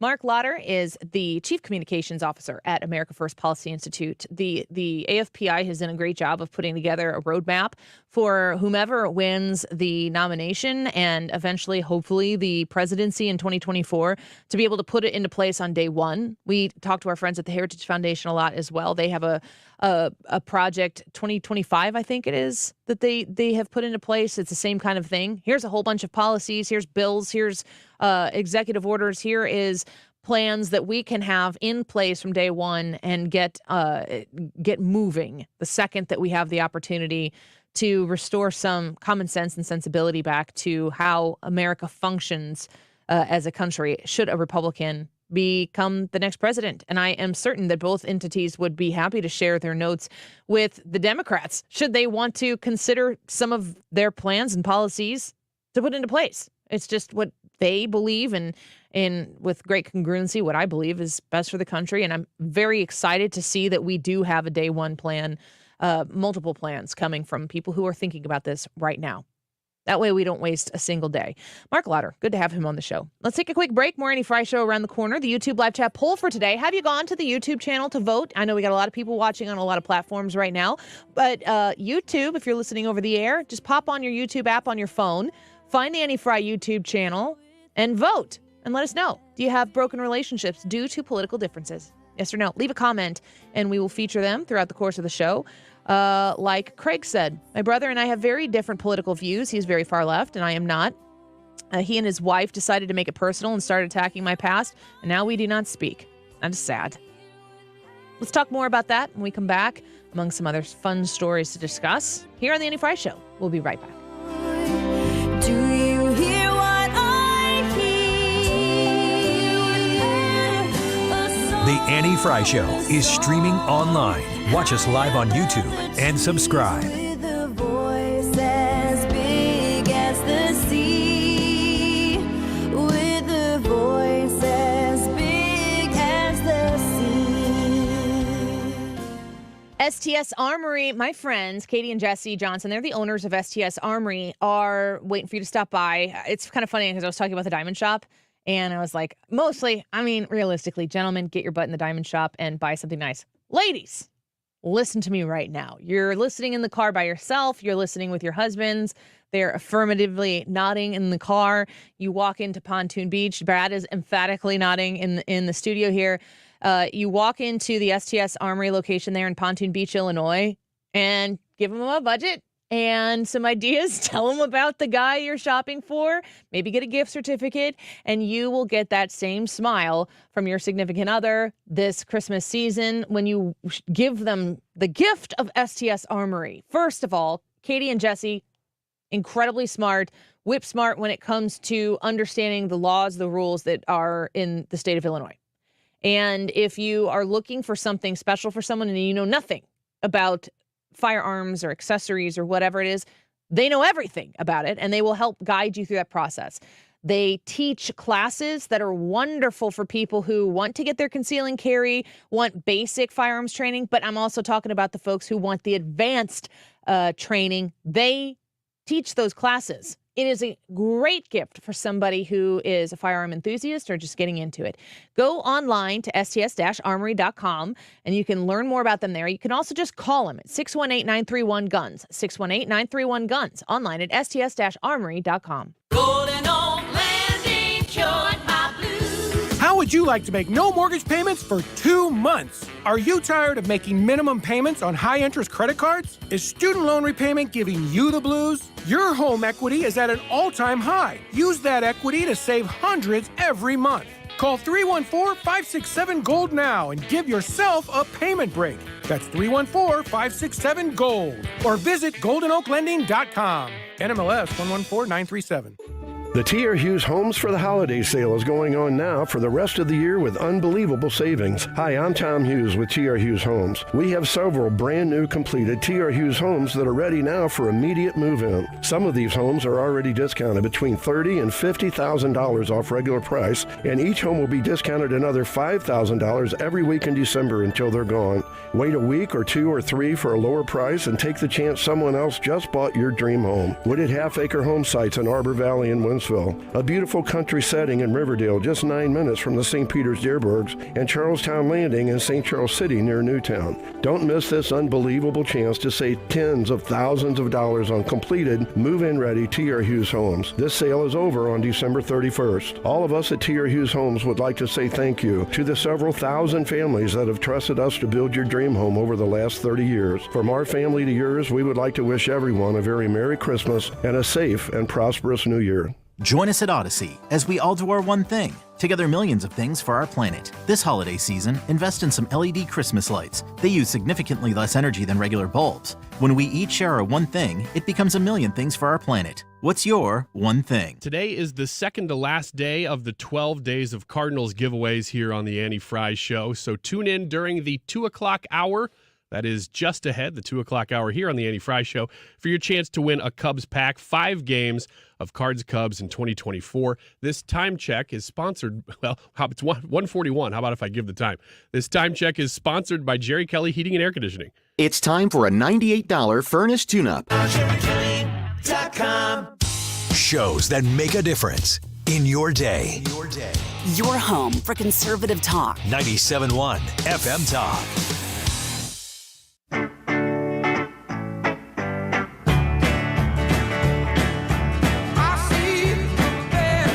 You're listening to The Annie Frey Show. Interact with Annie on Facebook. The Annie Frey Show.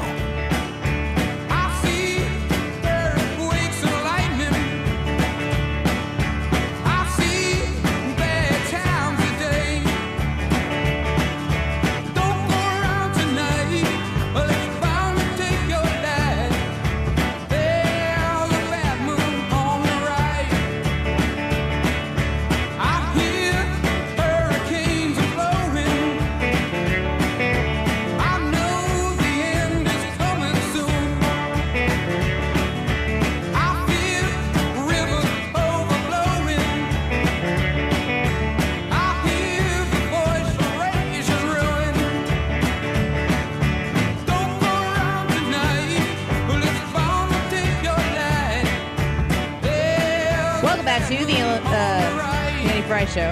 Forgot what show I was on. I was trying to read at the same Illinois. time. Is that what you said? I don't know. I didn't finish the word, but I'm not even reading about Illinois. I'm reading about a Senate sex tape. Mm-hmm. I think I was just trying to distract myself. I don't think that's a bad idea. So Fox News reports that U.S. Capitol Police are continuing to investigate the filming of a sex tape inside a prominent hearing room at the Hart Senate office building. They keep saying that word, prominent hearing room. Which rooms would it be okay to film? Like, okay, this happens all the time, but this happened in a prominent location. I don't know. I'm not opposed to that part of the report, but it's in every report. It's like the talking points that got sent out were like, make sure everybody knows this is a really big room and a big deal. Okay. Fox News says while there are currently no pending charges in the case, a security source did not rule out the possibility. Fox is told that the USCP, Capitol Police, is working on cases it views as more serious, such as potential threats to lawmakers. One source told Fox, it's not a case we need to rush. We are taking it seriously. It's good to see somebody is taking something seriously in Washington, D.C., even though it's not a priority. The investigation comes after a staffer filmed an amateur video, I'm leaving out a word there, inside a Senate hearing room. The identities of the men in the video have not been confirmed. The Daily Caller, which broke news of the video, reported that the footage was leaked in a chat and was shared in a private group for gay men in politics. There's a chat room for everybody.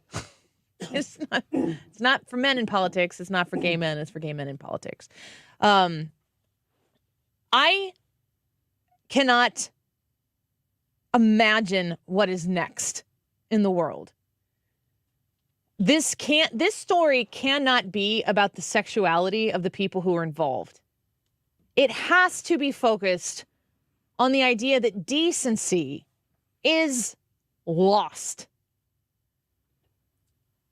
Whatever happened, happened. But in addition to whatever happening, they were like, we should film this. That's the natural thought in this mind is, we need to document this moment. And then they were like, and people need to know. What the heck is wrong with that line of thinking? The idea that decency is something that is just optional in these days is not even the case, because we are told on a regular basis that if you were to judge that behavior, and I'm talking specifically about the public nature of the activity, this would be egregious if it were a heterosexual act. Full stop. The fact that it isn't is not the headline of the story here. And people need to make sure that they understand that. It's not a situation where we need to focus on the gender of the two individuals who participated in this act.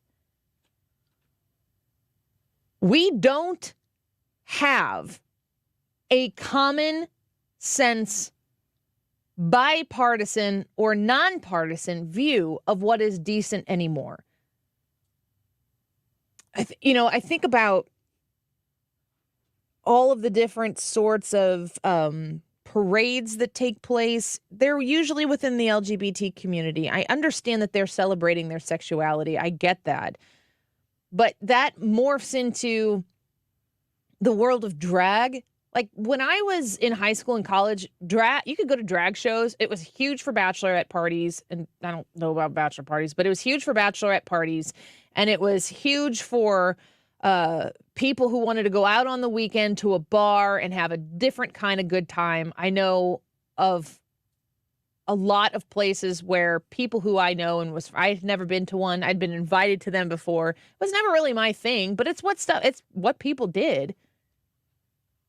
That's taking place in a bar where adults are present and engaging in some sort of activity. I mean, you can go not far from here and get, in some cases, well, no, in a lot of cases, far more sexualized and stripped down behavior that is geared towards a very heterosexual mindset.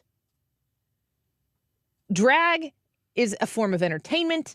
It is something that is presented in a way to entertain adults.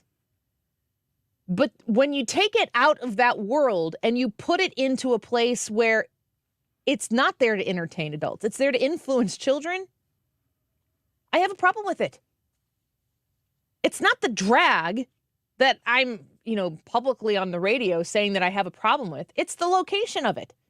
It's the audience of it. The pushing of something like that in a place where I just don't think that it is appropriate. I have a right to say I don't think it's appropriate. And then there are libraries all over the country who are like, it's incredibly appropriate, and it's not just appropriate, it is important. And I'm like, I disagree. But I'm never going to come on the air and say, there's a bar in Alton and they're having drag shows and we need this to stop. I've never said anything like that. The thought hasn't even occurred to me to say that.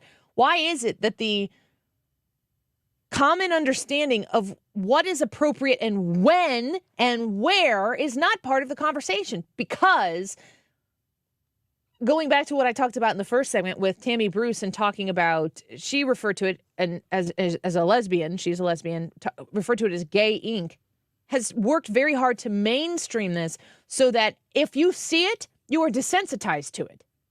If you consume something like that, it's just part of what goes on in the world.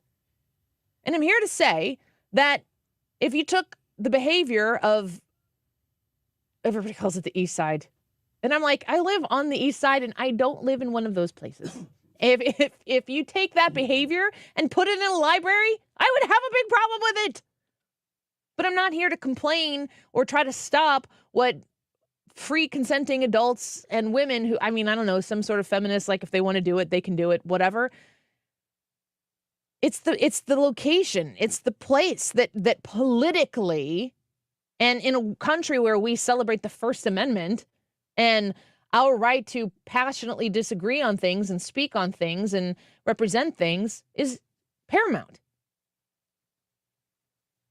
We have to get back to a place where we can, across different types of diverse groups, understand that diversity is different and equality is different than something like this taking place in a prominent hall within the Senate. That it is indecent and should be pointed at as such and publicly shamed as such.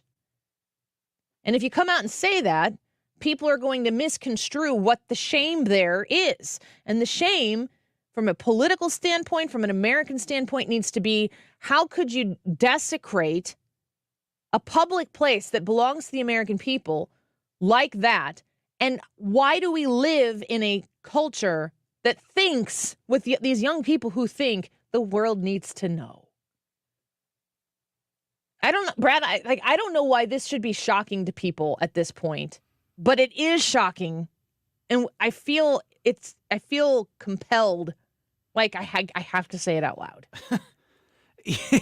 Why is it shocking to people? Because it's shocking behavior. I mean, you always went back and you're saying about decency and about decency and about decency and all of this other stuff. I can remember a tweet from First Lady Jill Biden, Dr. Jill Biden. Decency is on the ballot. Mm-hmm. I don't think we read that the way she thought we were reading that. I mean, decency is on the ballot, but if you look back at what this administration, what this White House, what has come along with this administration, there's been an awful lot of indecency. There's been topless displays at the White House. There's been cocaine found at the White House. Now there's this event in the Senate building. There's just thing after thing after thing. And it's like what we're trying to do is just take all the norms and throw them out the window. I don't understand why this has to be something that is publicly A, done, publicly B, displayed. It bothers me to no end. Distributed. And distributed, yeah. It's not about, like you said, it's not about who did it. It's the fact that it was done and displayed. This is behind closed doors stuff. If those individuals were in their own residences or Right. whatever, we would not be having this conversation. Right. But they were in a prominent Senate location. I'll be very curious to see how the Democrats on the whole, the Democratic Party, responds to this. I don't buy, I'm not buying into, people are saying Senator Cardin, who's a Democrat, some people are trying to pin this on him. I don't really follow that. They were saying it was one of his staffers? Yes. I mean, I don't think these people have been publicly addressed, but one of the individuals has been let go, and I think it's understood who it is, but it's not. They've not made a public scene. I don't know. Maybe they should release it in a chat room and see how far the information goes. But I don't feel like the staffer's behavior immediately somehow reflects on their boss and his. I mean, they're probably. I'm not as familiar with Senator Cardin as I am others, but there's probably a lot of things that I would take issue with or be concerned with when it comes to Senator Cardin. This isn't like, I haven't heard anyone doing this, but like, I'm not calling for Senator Cardin to resign over this. These are the actions of an individual who should be held responsible for them. You know what it reminds me of is the first reaction. I was only about 17 when this was happening, of when the Monica Lewinsky stuff was going on and breaking news and it was the White House. And I remember, just being old enough to be like, okay, I get that there are politics involved in this now. And I get that this is a political story. But the talking point that I heard a lot then, and I kind of have heard about this over the weekend, was, why do this to the institution? This is supposed to be, for lack of a better word, a hallowed institution, that being the White House, this being the Senate. Why would you do that to this? Because there's all kinds of other issues involved. And like you said, Annie, this is not a politician. This is a staffer. That was the president of the United States. There are differences. But I remember the reaction being very much the same, of people just going, why do this there? Why are you doing it to that place? I don't know where the culture heads from right now. I mean, if you look at this type of behavior, I mean, it's biblical. You can go through the Old Testament if you so choose and see lots of behavior that was publicly done and accounted for. So this is not new. But we do need to get back to collectively saying, no, not allowed. Not happening. And they let this guy go, so maybe they did that. Is there any sort of action or expectation that you have if he gets let go? I mean, isn't a resounding, you're not going to work here and behave like that. Goodbye. I mean, isn't that kind of the sum total of it?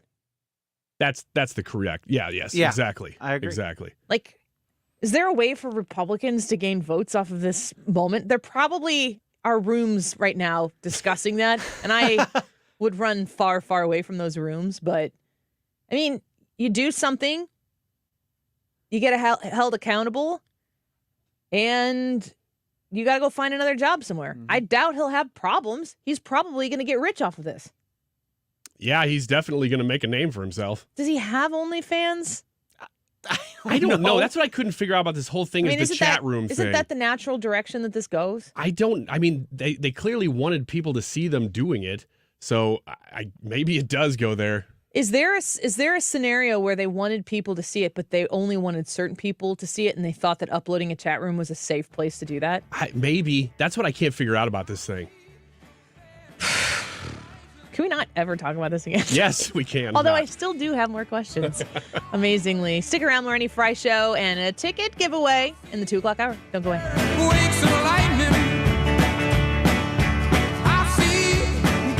Mark Cox here. I've got an idea. Let's all go to Italy next spring. I'm going to the Amalfi Coast next spring with my friends of conservativetours.com, and you can go along as well. We'll cover Rome, the Amalfi Coast, Puglia, the Isle of Capri, the Abbey of Monte Cassino. It may be one of Italy's best kept secrets. I've been to the Amalfi Coast before. It is without a doubt one of the most beautiful places I've ever seen. While you're there, you can take a high-speed jet foil over to the Isle of Capri, which is a site that everyone needs to see. Positano is absolutely beautiful. Sorrento is just gorgeous. You'll get to visit the ruins of Pompeii as one of your side trips if you go on this trip. It's $53.67 a person. That includes your airfare from St. Louis. Call them toll free at 888-733-9494. It's 888-733-9494 or conservativetours.com. Air Comfort Service is online at aircomfortservice.com.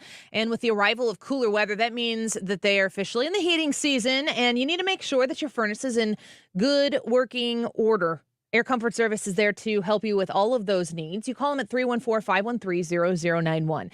Most of us have turned our furnace on by now. We certainly have. We keep it in the mid-60s, but it is on, and it has been running.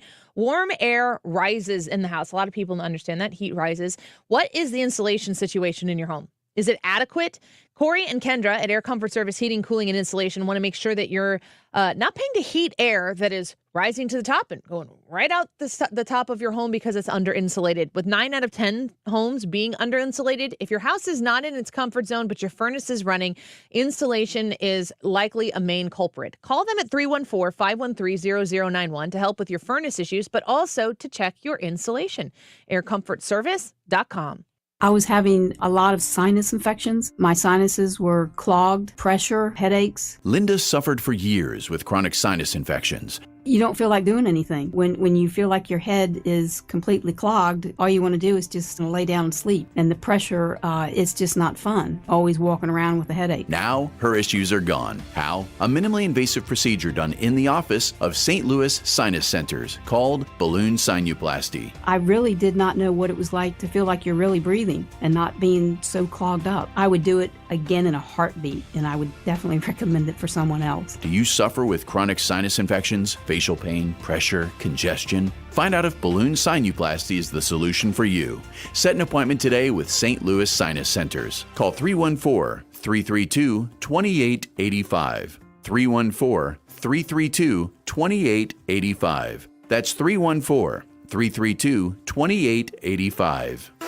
KFTK FM Florissant. From the Under Law Injury Lawyers, GetJim.com studio, 97.1 FM Talk. Always live on the free Odyssey app. One more round of aid for Ukraine. I'm Lisa Brady, Fox News. The White House plans a military aid package this month, but after that, there's no more funding to replenish U.S. stockpiles. We will have no more replenishment authority available to us, and we're going to need Congress to act without delay. National Security Council spokesman John Kirby declining to offer details about talks with senators on a more than $100 billion request that includes aid for Ukraine and Israel. Republicans want changes in immigration policy as part of new spending. The sticking points are not really over money, but policy. Republicans want major changes to the parole and asylum policy for illegal immigrants. They don't want them to get a free stay in the U.S. until they wait for a ruling on their asylum claims. And they also want a lot of the people that have already walked into this country to have to go back and wait their turn. Fox Business's Hillary Vaughn on Capitol Hill, where senior administration officials, including the Homeland Security chief, were part of talks over the weekend. Iran proxies have now targeted U.S. forces in Iraq and Syria more than 100 times since mid-October. This as attacks on commercial ships in the region also continue, blamed on Iran-backed rebels in Yemen. The Norwegian-owned Cayman Island-flagged chemical shipping vessel MV Swan Atlantic issued a distress call. A Houthi attack drone had struck the tanker, the 11th attack on international shipping in the Red Sea since the Gaza conflict began. Defense Secretary Lloyd Austin, who traveled to the region to meet allies to figure out how to address the threat, announced he would meet with allied defense ministers tomorrow to announce a new maritime task force. Fox's Jennifer Griffin at the Pentagon. The USS Carney, now in the Gulf of Aden, responded to that distress call from the Swan Atlantic earlier today. The new task force is expected to be based on an existing framework of 39 nations. America is listening to Fox News. Paid actor portrayal. I didn't see it coming.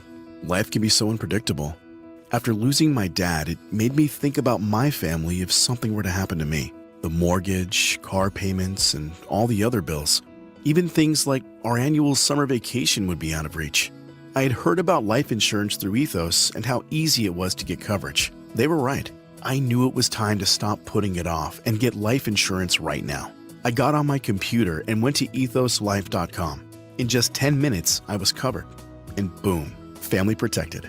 Thanks to Ethos, my family won't have to worry about the bills if the unpredictable happens to me. Ethos, fast and easy online term life insurance. Up to $2 million in coverage with no medical exam. Some policies as low as $1 a day. Answer a few health questions and get your free quote at getethos.com. That's GETETHOS.com.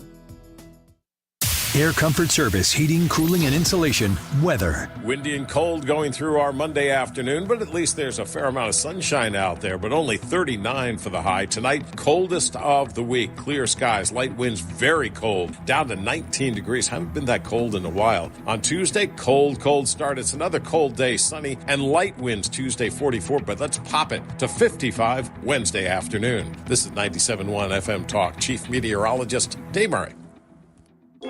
There's no gift that's more beautiful, more versatile, and more meaningful than a beautiful piece of jewelry. And there's no better place to shop than Diamonds Direct, where making memorable moments is our specialty. Last minute shopper? Relax. This holiday season, we've put together our most impressive selection of can't-miss gifts you can get today. Rings, earrings, pendants, bracelets, bands for every taste and every price range. And don't miss our amazing collection of Swiss timepieces, including pre-owned Rolex watches you can't find anywhere else. Need more inspiration? Check out our online gift guide and even chat with a virtual assistant at diamondsdirect.com. Ask about flexible financing options as well. Connect with Diamonds Direct and let us help you choose that perfect headliner gift at the absolute best value price. Get all the details, special showroom hours, and lots of ideas now at diamondsdirect.com. At Olive and 270, official partner of the St. Louis Blues and proud to call the Gateway City home. Diamonds Direct, your love, our passion.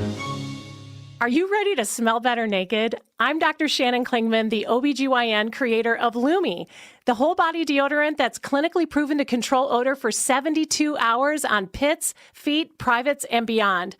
It's pH optimized to safely and effectively control odor anywhere you have it, but wish you didn't. Plus, it's proven to work better than a shower with soap alone. Whether you shower twice a day or 3 times a week, Lumi works better.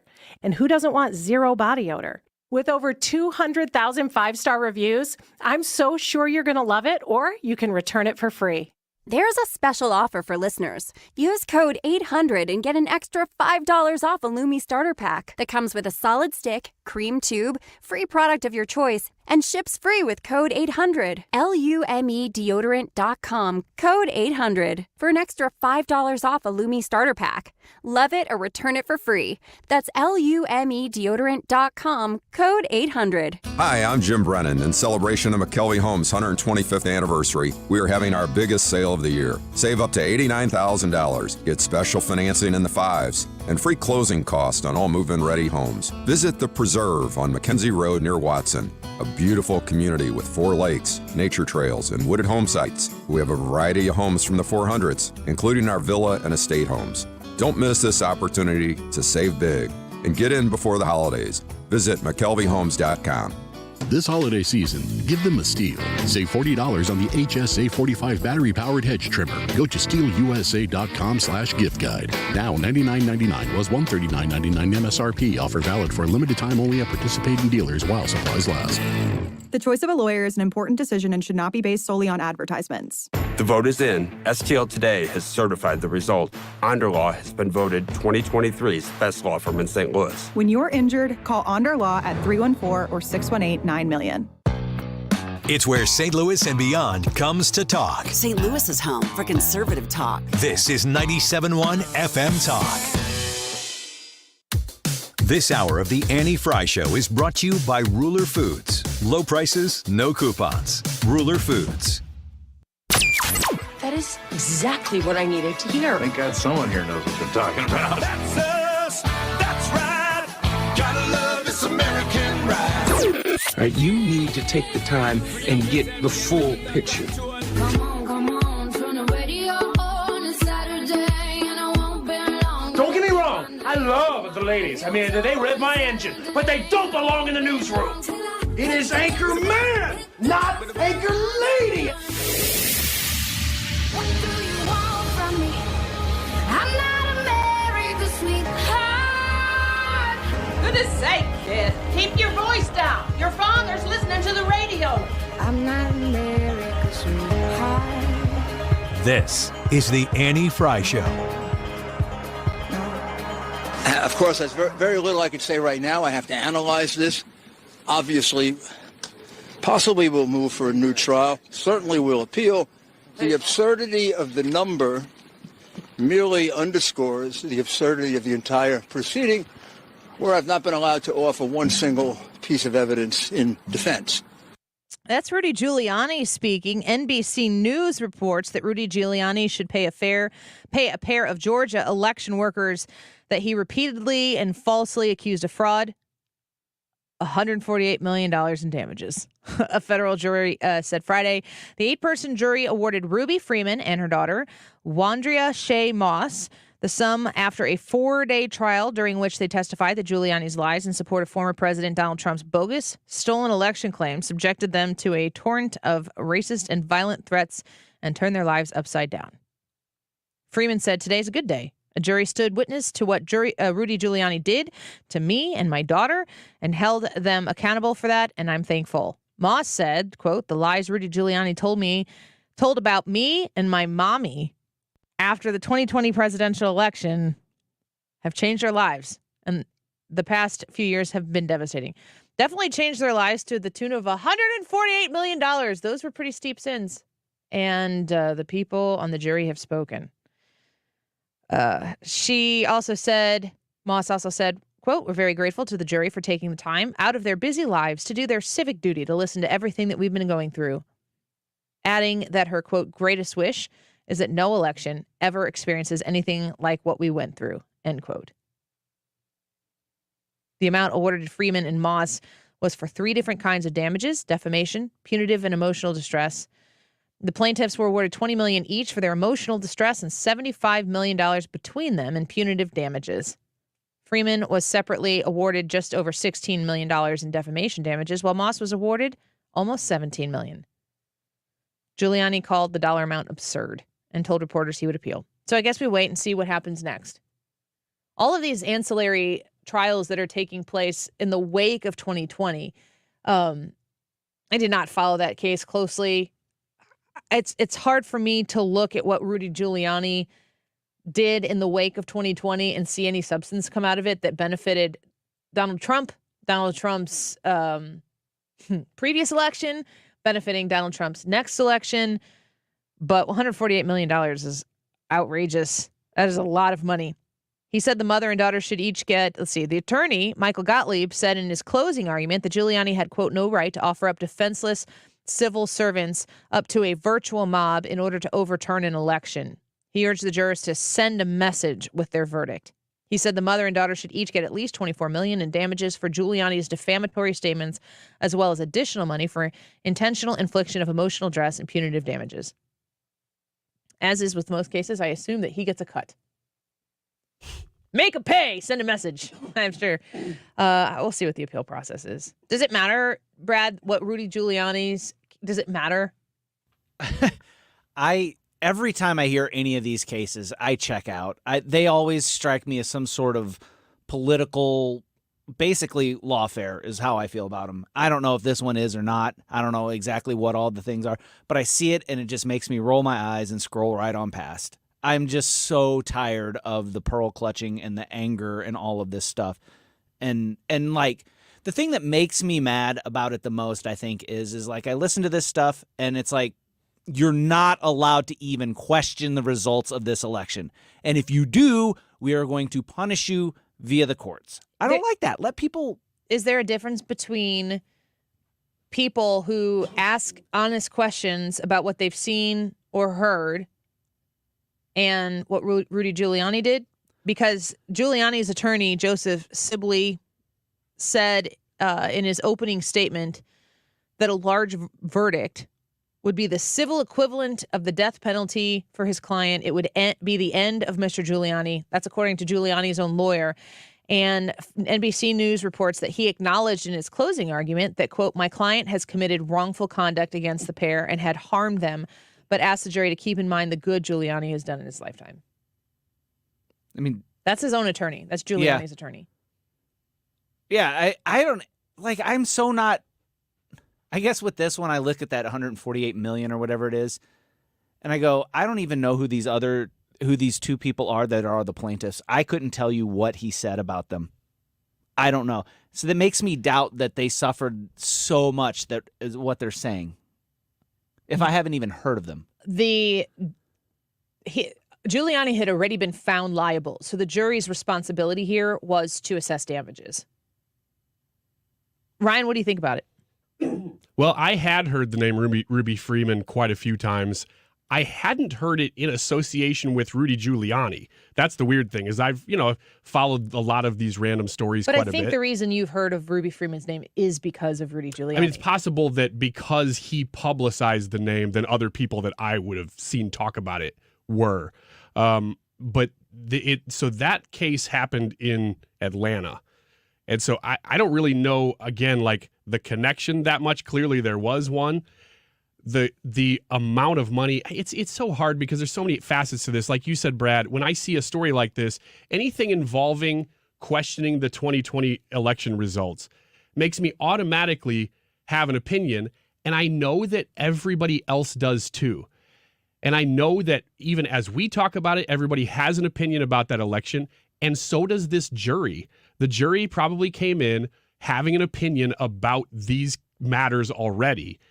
So it's so hard to find objective juries, objective opinions about any of this stuff because there's so much baked into it that, like you, when I see the story, I almost just scroll past it because I know that nobody's going to be giving me anything but their opinion on the article and the case. Yeah, I would say, but my scrolling past it is more like, I'm so done. I'm so over this. I'm so over it. It isn't what Donald Trump said it was. 2020 isn't what Donald Trump said it was. It isn't what Rudy Giuliani said it was. It isn't what Sidney Powell said it was. It wasn't that. It's also not necessarily what the Democrats say that it was. I'm just past it. I'm done with it. Let's stop, blowing this thing way out of proportion. Also, I'm tired of the argument. It's like, well, if they lied about it, well, prove that they knowingly lied or be quiet about it, because I'm tired of hearing that argument too. Listen, I don't think it was stolen. I think that they did question. I think that the way that 2020 went down was Democrats took advantage of the pandemic. They were able to overturn and change election laws and then use those new election laws, because they've been changed, in a legal manner, in a favorable way to themselves, and help boost their outcome. I mean, look at the number of votes there were in 2020. It is the highest election. Trump got 8 million more votes. Yeah, he got more votes, and Joe Biden got 81 million votes. This was the most people that have ever voted in an election ever. Yeah, that raises an eyebrow. It doesn't necessarily mean that based on that simple fact, that those are fraudulent votes. Well, there's fraud every election. Yeah. That is a known thing, and you root it out and you find it, and that's been identified before. We've been told that this is the most secure election in history. I don't know if I believe that, but I don't talk about the issue very much because everybody is so deeply set in their corners. It's hard to see the other side existing, and people are so passionate about it. I have from the beginning said that I think that the way that the election process was changed, just like Brad was saying, leading into the 2020 election, is where I feel the Democrats took advantage of a situation. But there are a lot of people, politics is essentially, ask them, never let a good crisis go to waste. Politics is about taking the situations in front of you and manipulating it and massaging it to be the best outcome. You would think for the American people, but in politics, it's for the political party that represents your favorite voters, essentially. And the Democrats effectively did that. And they did it while Donald Trump was the president. And the laws were changed, and he pushed back on it. A lot of people will say Donald Trump sued in this many different states and this many different cases. And there was no litigation that was brought out in those lawsuits. Those cases were dismissed. Now, were they rightfully dismissed because they were bogus lawsuits? Good grief. I don't even have the time to comb through one after the other because it's fruitless. This is a situation where the political power is going to win out. And when we had a national emergency, when COVID hit the country initially, and people reacted based on that initial emergency, the longer that panic was prolonged in this country, the more it was used to benefit politically.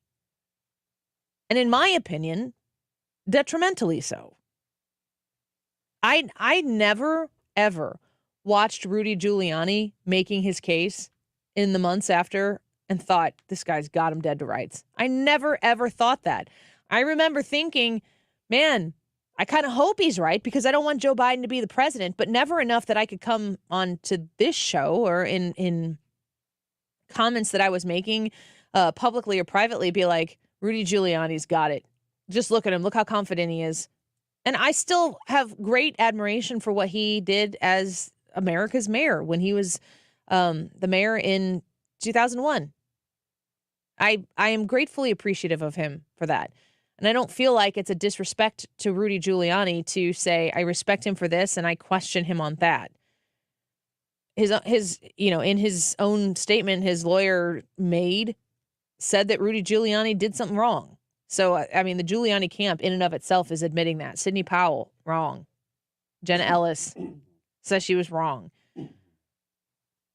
It's very difficult to find anybody who's just pursuing abject truth and fact, where the truth and the fact of the matter just speaks for itself.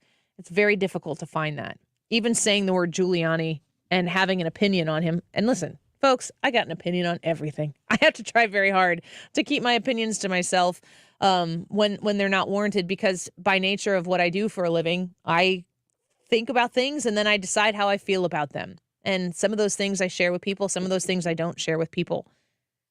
But to come on the show and to talk about Rudy Giuliani and to say something that isn't all the way on one side or isn't all the way on the other, which is, looks like Rudy Giuliani himself is admitting that he did do something wrong, but that $148 million is absurd. Isn't that where most people are going to be on this issue? Yeah, I think so. Like, you don't need Rudy Giuliani's head.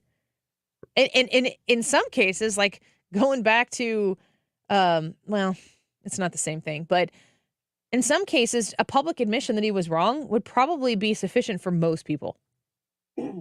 Yeah, maybe not for Moss and Freeman. Well, the ruling in this case is so absurd. I mean, it's.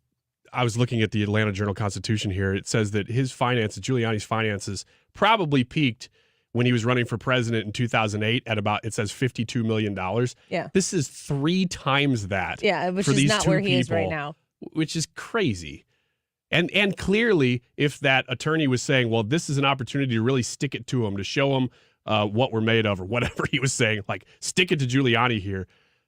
I mean, this guy's getting paid. Obviously, he wants to get paid the most he can, but he made it political so that he could get paid the biggest he could. And now here we are. I don't think that the lawyer is the one who made this political. Well, I think Rudy Giuliani in and of itself and the women who are working in politics, that the predicate of it being political is foundational to the story. Yes, but this guy's not running from it at all. I mean, he's saying this is an opportunity to stick it to this guy. Go ahead and do it through this civil case. Make it hurt. I think the argument could be made for the lawyer, though, if he's got it's his job. Financial interest in this to Like, get as much as he can. I want to hire that guy. That he's just doing his job. Yeah, and the jury agreed with that. That's a terrible jury. I mean, that's your job as a lawyer, is to convince the jury, to persuade the jury. Yeah, what I'm saying is the outcome of this is ridiculous. And 3 times the man's net worth is never going to happen. And to ask for that, look, I ask for $1 million and you're probably pretty well off, you know? I mean, I'm running away with $50,000 and being like, hey, I'm doing pretty good. But that's crazy. But that's the point. That's what the lawyer said. It wasn't about the money. It was about the statement. And I mean, certainly, statement made. It'll be interesting to see if Rudy Giuliani is able to appeal this and get it less into like $4 million. Didn't the Johnny Depp, what's her face? Amber Heard. Yeah, I know somebody whose name is Amber something close to Heard, and I never want to say that person's name on the air, to smear them, because I just get the name wrong. Because I don't give a crap about that woman, the Amber Heard. Not your friend. I care about my friend. Yeah. Yeah. Whereas I only care about Aquaman. Wasn't there like they made the assessment of the damages, but then it had to go through to see if it was going to be lessened or anything. And they're like, no, we're going to leave it where it is. Did I recall that? Do you remember how much time we dedicated? Not us on the show, but like the world is on fire and all of the TVs and are like live, active coverage of Johnny Depp, who between Johnny Depp and Amber Heard, watching them be in this trial the whole time, I'm like, they are actors. Are you sad? How do I know? Are you mad? How do I know?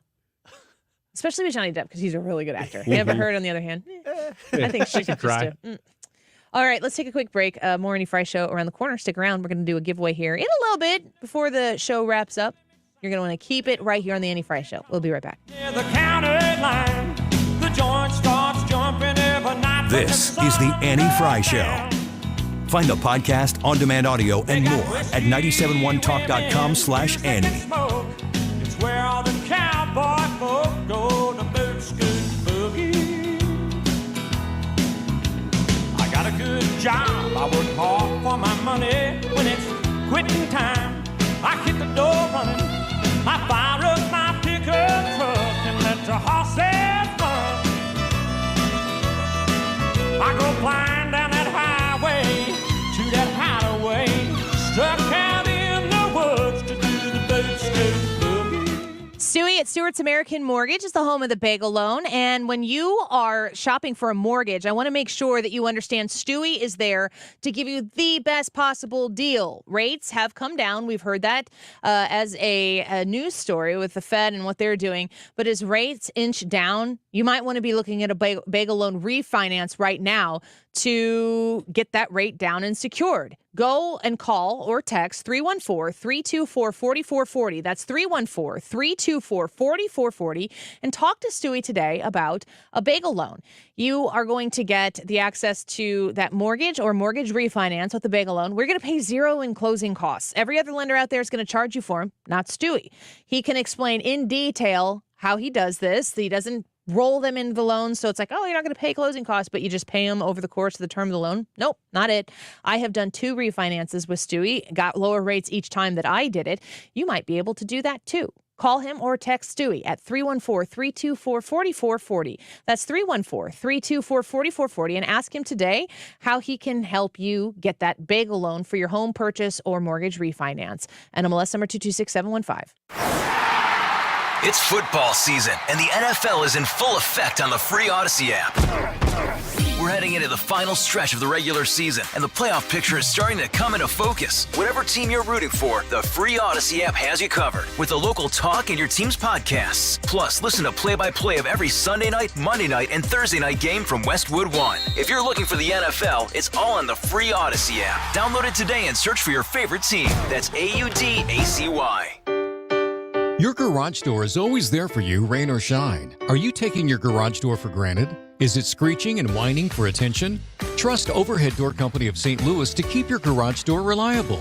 Maybe the old weather stripping needs replaced to keep out the cold and hot air. Call Overhead Door Company of St. Louis, trusted here since 1926. For same-day service, call 314-781-5200 and schedule online at overheaddoorsstlouis.com. Most folks don't realize this fact. Our country is only 4 missed meals away from chaos, and those meals can vanish fast. In a national emergency, fragile supply chains break down and will wipe grocery store shelves clean in a matter of hours. Before this happens, there's something you should do today. That's stock up on emergency food storage. My Patriot Supply is the company millions of American families trust for their emergency supplies. You should too. Go to mypatriotsupply.com and secure their best-selling 3-month emergency food kits. Each kit contains delicious breakfasts, lunches, and dinners, averaging over 2,000 calories per day. My Patriot Supply also sells large solar generators, gravity-powered water filtration systems, off-grid room heaters for when the power goes out, heirloom seeds, and other survival necessities. Order by 3 p.m. and your items ship the same day, fast. Go to mypatriotsupply.com right now. Those who know what's coming prepare before the chaos starts. MyPatriotSupply.com. What's your favorite 4-letter word? Chances are you've said it more than a few times dealing with this crazy world we live in. But at Compass Retirement Solutions, our 4-letter word of choice is hope. Hope for a better tomorrow. And hope that your retirement plans don't take a back seat. You've watched inflation soar. And maybe your retirement future feels a little uncertain right now. But all hope is not lost. Find out exactly how much risk you're still taking with your investments. Find out how you may be able to save big on taxes. And find out how having a written retirement plan just might give you the hope you've been looking for. Call today to set up a meeting. 314-373-1598. That's 314-373-1598. Compass Retirement Solutions. 314-373-1598. Firm offers insurance services but does not provide tax advice. Investments and services offered through Compass Retirement Group, a registered investment advisory firm in Missouri and Illinois. Investing involves risk, including the potential loss of principal. The Annie Frey Show, 12 days of Cardinals mega giveaways. It's time to win a Cardinals-Cubs 5-game pack for the 2024 season. Here's the phone number, 314-241-9797, 314-241-9797. And guess what? Caller number 19 today. Who's number 19? I got Tom Pagnazzi. And you got? Tom Pagnazzi. Oh, good. John Jay. Sounds like... Oh, John Jay. Oh. Yeah. All right, number 19 will have the Cardinals-Cubs 5-pack today. 314-241-9797. Good luck. You're listening to the Annie Frey Show live from the Air Comfort Service Heating, Cooling, and Insulation Studio. Save up to $3,500 with double carrier cool cash rebates on a qualifying high-efficiency furnace or HVAC system. For details, get into your comfort zone, aircomfortservice.com. Odyssey is your home for all the audio that matters to you. Download the Odyssey app today to listen to 97.1 FM Talk, even when you don't have a radio. Always streaming at 971talk.com. How'd you like to spend Christmas on Christmas Island? How'd you like to spend a holiday away across the sea? How'd you like to spend Christmas? This is the Annie Frey Show. Follow Annie on Twitter at Annie Frey Show. You're stocking on a great big coconut tree. How'd you like to stay up late like the islanders do? Wait for Santa to sail in with your presents in a canoe. If you ever spend Christmas, I got a confession. This song was playing on our car when we were driving around this weekend, and it said Christmas Island on there, and I just automatically thought Epstein Island. When you saw the words Christmas and Island together, just boom. Epstein Island. Epstein Island. Can't listen to the song the same now. It does, if you were to replace the word Christmas with Epstein in this song, it would make the song very different. We should stop playing it. Do I need to put this one in red letters? I don't know. The internet might do that for us. Maybe somebody's already done that, but I want to look up the lyrics. No, you don't. No, you don't. Look them up on your own time. Okay, I will. Do you feel? I think our generation is a particularly interesting one. There's a small window of people that are super end of Gen X and super beginning of millennials who understand the world before the internet. Our formidable years were pre-internet, but we were in junior high or high school or early college when the internet became a thing. I recall through college, you were not supposed to use the internet for research. Like, we had to still go to libraries. If you used the internet for something, it was not counted.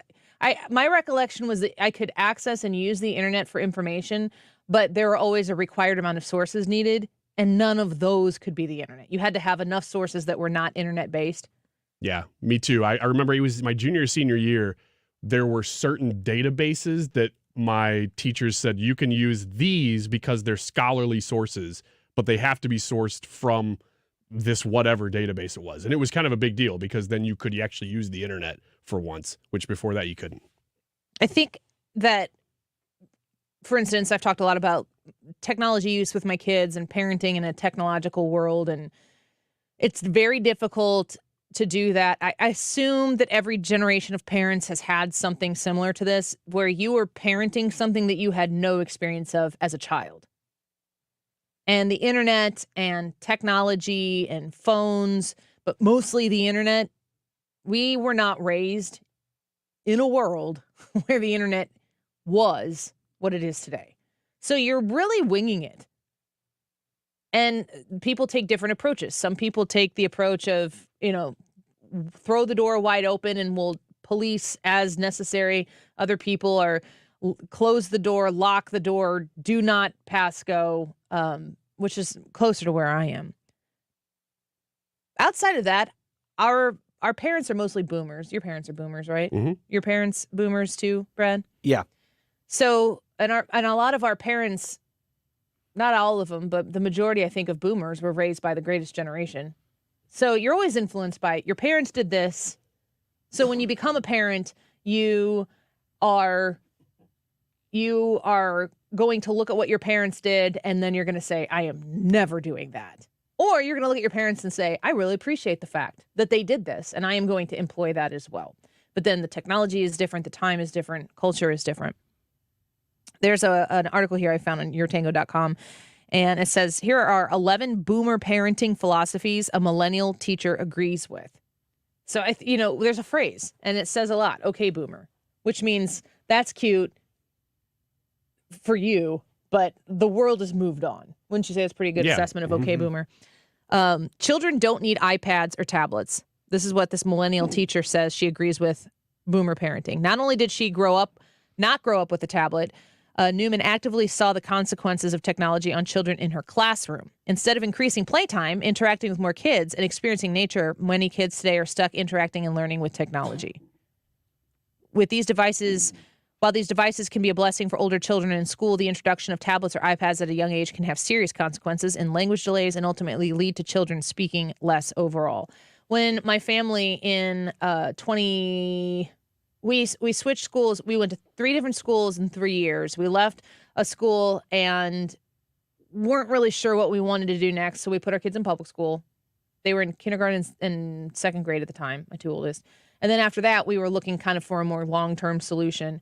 And we toured different schools, and it was very interesting to me to see how much people in schools were pushing, like, we're 1-to-1 on technology, like every kid will have a Chromebook or every kid will have a tablet to a very young age.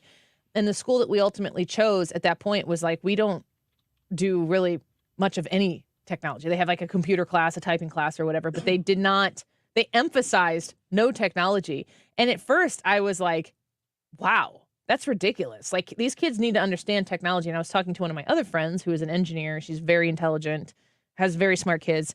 And she was telling me, she's like, I hate all the technology. Like, these kids need to learn how to do it on their own before they learn that a computer will pretty much do everything for them. And that was kind of a wake-up call for me, especially in education, to limit technology in the process. You remember, like, what age you got to start using a calculator? I remember using one in high school, a graphing calculator, but I don't remember the age we started. But I mean, in junior high, like, I don't even think we were, calculators were persona non grata. Yeah, you were. I remember being able to use them in junior high whenever the teacher would take them out of the bucket that they had for calculators and be like, all right, this is something we're going to do a calculator work with. And it was more to teach you how to, like, punch in the formula on a calculator than it was to learn the math that we were doing. And we're talking about a calculator, the one that you can spell boobies on upside down. Yeah, it was great. Yeah. And ASS, I think you could maybe come up with somehow. A. I can't remember what the A was. What kind of calculator were you using? Yeah, no kidding. It was one of those that you're not allowed to get. He's like, it was a graphing calculator, and I graphed it. Maybe that's why our generation wasn't allowed to use calculators. Maybe it has nothing to do with mental computation. Kids are just gonna spell boobies. Okay, I'm not gonna give them a Sandler. calculator. I am so in agreement with the iPads or tablets, and I have pulled back a little bit on my 2.5-year-old Molly. Goes to the gym. She's always in a gym, and the gym she's never there for her. She's always there for other people. If we're going to be doing that long term for like a weekend tournament somewhere, I have caved and put the tablet into play, mostly because we were like strictly non-tablet. And people would be like, "Oh, we'll watch Molly for you, blah blah blah," and they would always have a tablet. Mhm. So then she started watching a tablet, and they wouldn't really ask like, "Is it okay if she had one?" But it did calm her down. She was in that gym because she had to be, not because it was for her. So it was like, if it was going to be a couple hours, we've caved in that regard. But I don't know why you would sit at a restaurant table and pass out devices so everybody can sit there silently and look at those things. Yeah, I don't either. The key word that you used was limit, because you're not going to eliminate those things from kids' lives now, nor probably should you. You have to just bring them in as necessary. And in terms of education, not just entertainment, having some exposure to those things I don't think is bad, but I don't want to get to the point where the kids aren't thinking for themselves and need constant simulation, because that really does turn into problems with concentration and things in classrooms, and you can see it happening since 2020 very much. I woke up this morning, and we've told our kids, you can't just wake up and go like turn the TV on. You got to wait for us to wake up and do breakfast and stuff. And I woke up this morning to my kids had created an entire post office in our living room with bags and fake printers, and they wanted us to, quote unquote, buy stamps. And I'm like, this is awesome. They were being creative. Number 2, your child does not need a smartphone until they're at least in high school. While access to the internet is far less regulated for older children, parents can decrease the chances of internet harm early in their kids' lives. Increased dangers like online predators, bullying, and harmful self-worth ideas can all stem from the early adoption of social media and internet access for kids under 18 years old. And this points out something that I think is really, really important. You could have the most trustworthy kid. You could have a kid who's never going to seek the dark alleys that the internet can take kids down and will take kids down. But there are people there searching for and seeking out your child. And that's the truth and the fact of the matter. And they're good at it. And they go in places that you never expect them to be. And you wouldn't let your kid just wander around the world the way we do when we hand the internet over. It's not that you don't trust your kid to be out on the roads or the streets or, walking from a shop to a shop. But do you trust everybody else around your kid? I don't understand the free permission that parents are giving their kids. And I'm talking like younger than 5th grade in a lot of cases, where they're like, here's the internet. Here's our old iPhone. I have two phones that I have upgraded from. I think one's a Samsung Galaxy S9 and one's a 20. And they both are active lines, and my children have access to them if they are going to be away from us for a period of time. But there is no instance at home where those phones are in their hands. They sit on a shelf and, they're in group chats and the phones will go off and then they ask permission to check the group chats, but there's no browsing, there's no Googling, there's no social media, nothing. And I am super strict compared to the majority of people that my kids are associated with. You have to be, and maybe nothing would have happened, but nothing's going to happen if you're that strict. Number 3, teaching children the value of education outside of financial stability. When it comes to education, Newman's opinion was clear. Quote, this has nothing to do with how much money you'll be making in the future, how much success you'll have professionally, but you'll value it nonetheless, regardless of whether kids pursue higher education. She stressed the importance of being a lifelong learner. So understanding that learning is more important than just getting a degree that's going to make you a specific amount of money. Like that money isn't the be-all, end-all of stability. Yeah, learning critical thinking is what we're talking about. Being able to ask those questions and learn for yourself. Do you think whenever they say being a lifelong learner, they more are talking about fostering an idea or a mentality of curiosity? I wonder why this is the way this is, and you want to know why. It more creating that desire to know rather than saying, you always have to be involved in some sort of ongoing education, I guess is how I would say. Number 4, children should always respect their teachers and treat them well. Anyone who has gone through a professional degree program has put in the time, and they're giving and is there giving you a quality education, deserves some type of attention and deserve to be treated well. We've all grown to dislike a teacher at some point in our lives. Acting out on those feelings, however, is inappropriate, especially at school. Unless a teacher is acting inappropriately or another student is being hurt by their actions, students should always be respectful of a teacher's wishes.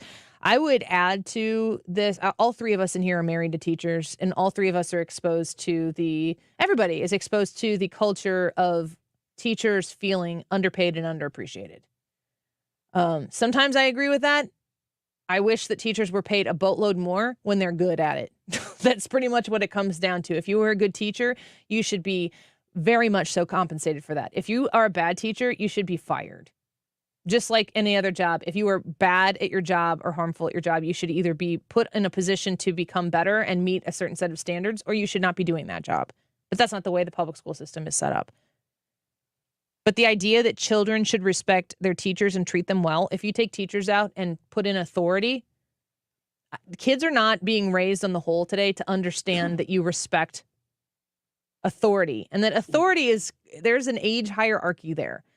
And that the first thing you should do when you meet someone in authority is call them Mr., Mrs., or Ms. or whatever. I tell the kids that I coach, just call me Annie. I don't have a single existence in my life where I'm Mrs. Frey. That's just not me. But if a kid, I appreciate it and I'm grateful when a child will meet me and say, Mrs. Frey, and I'll be like, nope, you call me Annie. But the first step should be the understanding that there are people in the world who are in a position of authority, and you need to respect those people. Not question it immediately, rudely, at every turn. Yes, and it is so uncommon to have a kid step into that with a, hey, Mr. Wiggins, or whatever, acknowledgement of that respect it would look like. It's so uncommon to see it that it really stands out now, too. Any thoughts, Brad? Yeah, I like that. Approach them, but like you said, hey, call me Annie. If the adult then says, hey, this is what I would prefer to go by, then the respectful thing to do is to honor that adult's wishes on what they prefer to go by. I had a big, long conversation with a parent one time that insisted that their kids refer to me as Mr. Brad. And I do not like Mr. Brad. Mr. Brad is conflicting. I have kids who call me Miss Annie, and I'm like, I've told them, just call me Annie. Yeah. Still Miss Annie. I'm like, technically it's Mrs. Last point is that, and this has opened a different can of worms, but is something that I've very much seen in the last couple of years. I don't think adults our age and maybe even younger, I don't see them knowing how to discipline kids very well. And I think that is a generational thing, that maybe they weren't disciplined very well, that we almost have to train adults to know how to discipline kids. Or just have the balls to do it. I'm just going to say it. That's what I mean. You can't. Yes. The thing that needs to be trained is that you're not supposed to be their friend. Yes. That's kind of what I'm getting at. You have to love them so hard that you're willing to allow them to hate you momentarily, because you're the one who will step in the way and say, no, this is not good for you, and it's my responsibility, even if you hate me for it, to do this. Let's take a quick break. We'll wrap up the things that this millennial teacher says that boomer parents got right. We'll be right back. Wait for Santa to sail in. The Annie Frey Show is streaming online. Watch us live on YouTube and subscribe.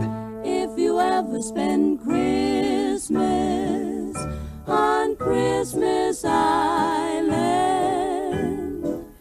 you will never stray, for every day your Christmas dreams come true. Michael's Flooring Outlet is online at igotfloored.com. You shopping for flooring this holiday season? Make sure that Michael's Flooring Outlet has the opportunity to earn your business. They're going to do that with the top quality products that you are looking to invest your hard-earned dollar in. They want to make sure that you are comfortable with what you are looking into. I think that's something that, unless you're in the market for shopping for flooring, you're not really thinking about, I wonder what the technological advancements in hardwood is these days. Well, Michael's Flooring Outlet eats, sleeps, and breathes that. They are a family-owned and operated St. Louis business that have been doing that for people and families just like yours for almost 30 years. And when you shop at Michael's Flooring Outlet, you're investing in your own community and your neighbors. People who do shop small do help their communities, and you can be one of those people. And you're going to make sure that when you do that, that the value that you get is going to match the quality that you get. You are going to save money on top quality products, and you're going to get great guidance through the process of making that purchase. If you're shopping for the Mohawk Smart Strand brand, if you're looking for a Techwood Plus hardwood, you can shop at Michael's Flooring Outlet with confidence. Find them online at igotfloored.com. Hi, Thomas Helbig here with the Retirement Advisory Group. Hi, I'm Bob Kershaw. As a family business, we'd like to wish all of you a Merry Christmas and a Happy New Year. We grew up right here in St. Louis, part of a large family, and that's what makes the holidays so special. The things we hold in our hearts, not in our hands. It's the people, family, friends, and the personal relationships that grow stronger with the passing of time. In the past 37 years, we have become part of many lasting relationships, and we have made a lot of friends in and around St. Louis, and that just can't be taken away. So as we turn the page and put yet another year in the books, let's remember to be good to one another. And for those of you who may have lost loved ones, our hearts go out to you. Here's hoping next year will bring even more joy and blessings to all of you. And remember the important things to be thankful for. So once again, from all of us at the Retirement Advisory Group, and from our family to your family, we'd like to wish all of you a very Merry Christmas and a Happy New Year. Hey, have you finished your holiday shopping yet? No, I just cannot find anything for my sister-in-law. She's so picky, and I don't want to give her a gift card again. Doesn't she have a big Euro trip planned for next year? What about getting her a subscription to Rosetta Stone? I got one a month ago, and I've learned so much already. That's a great idea. Why did you pick Rosetta Stone? The app has this great feature that tells me how well I'm speaking each word compared to native speakers. I've never gotten feedback like this from any other app before. Plus, it's fun and has tons of bonus content to teach you about the culture, so she can really feel ready for her trip. That sounds perfect. Is the monthly subscription expensive? They actually sell a lifetime subscription, so she'll get access to all 25 of their languages forever, and it's 50% off right now. You are a genius. Thank you.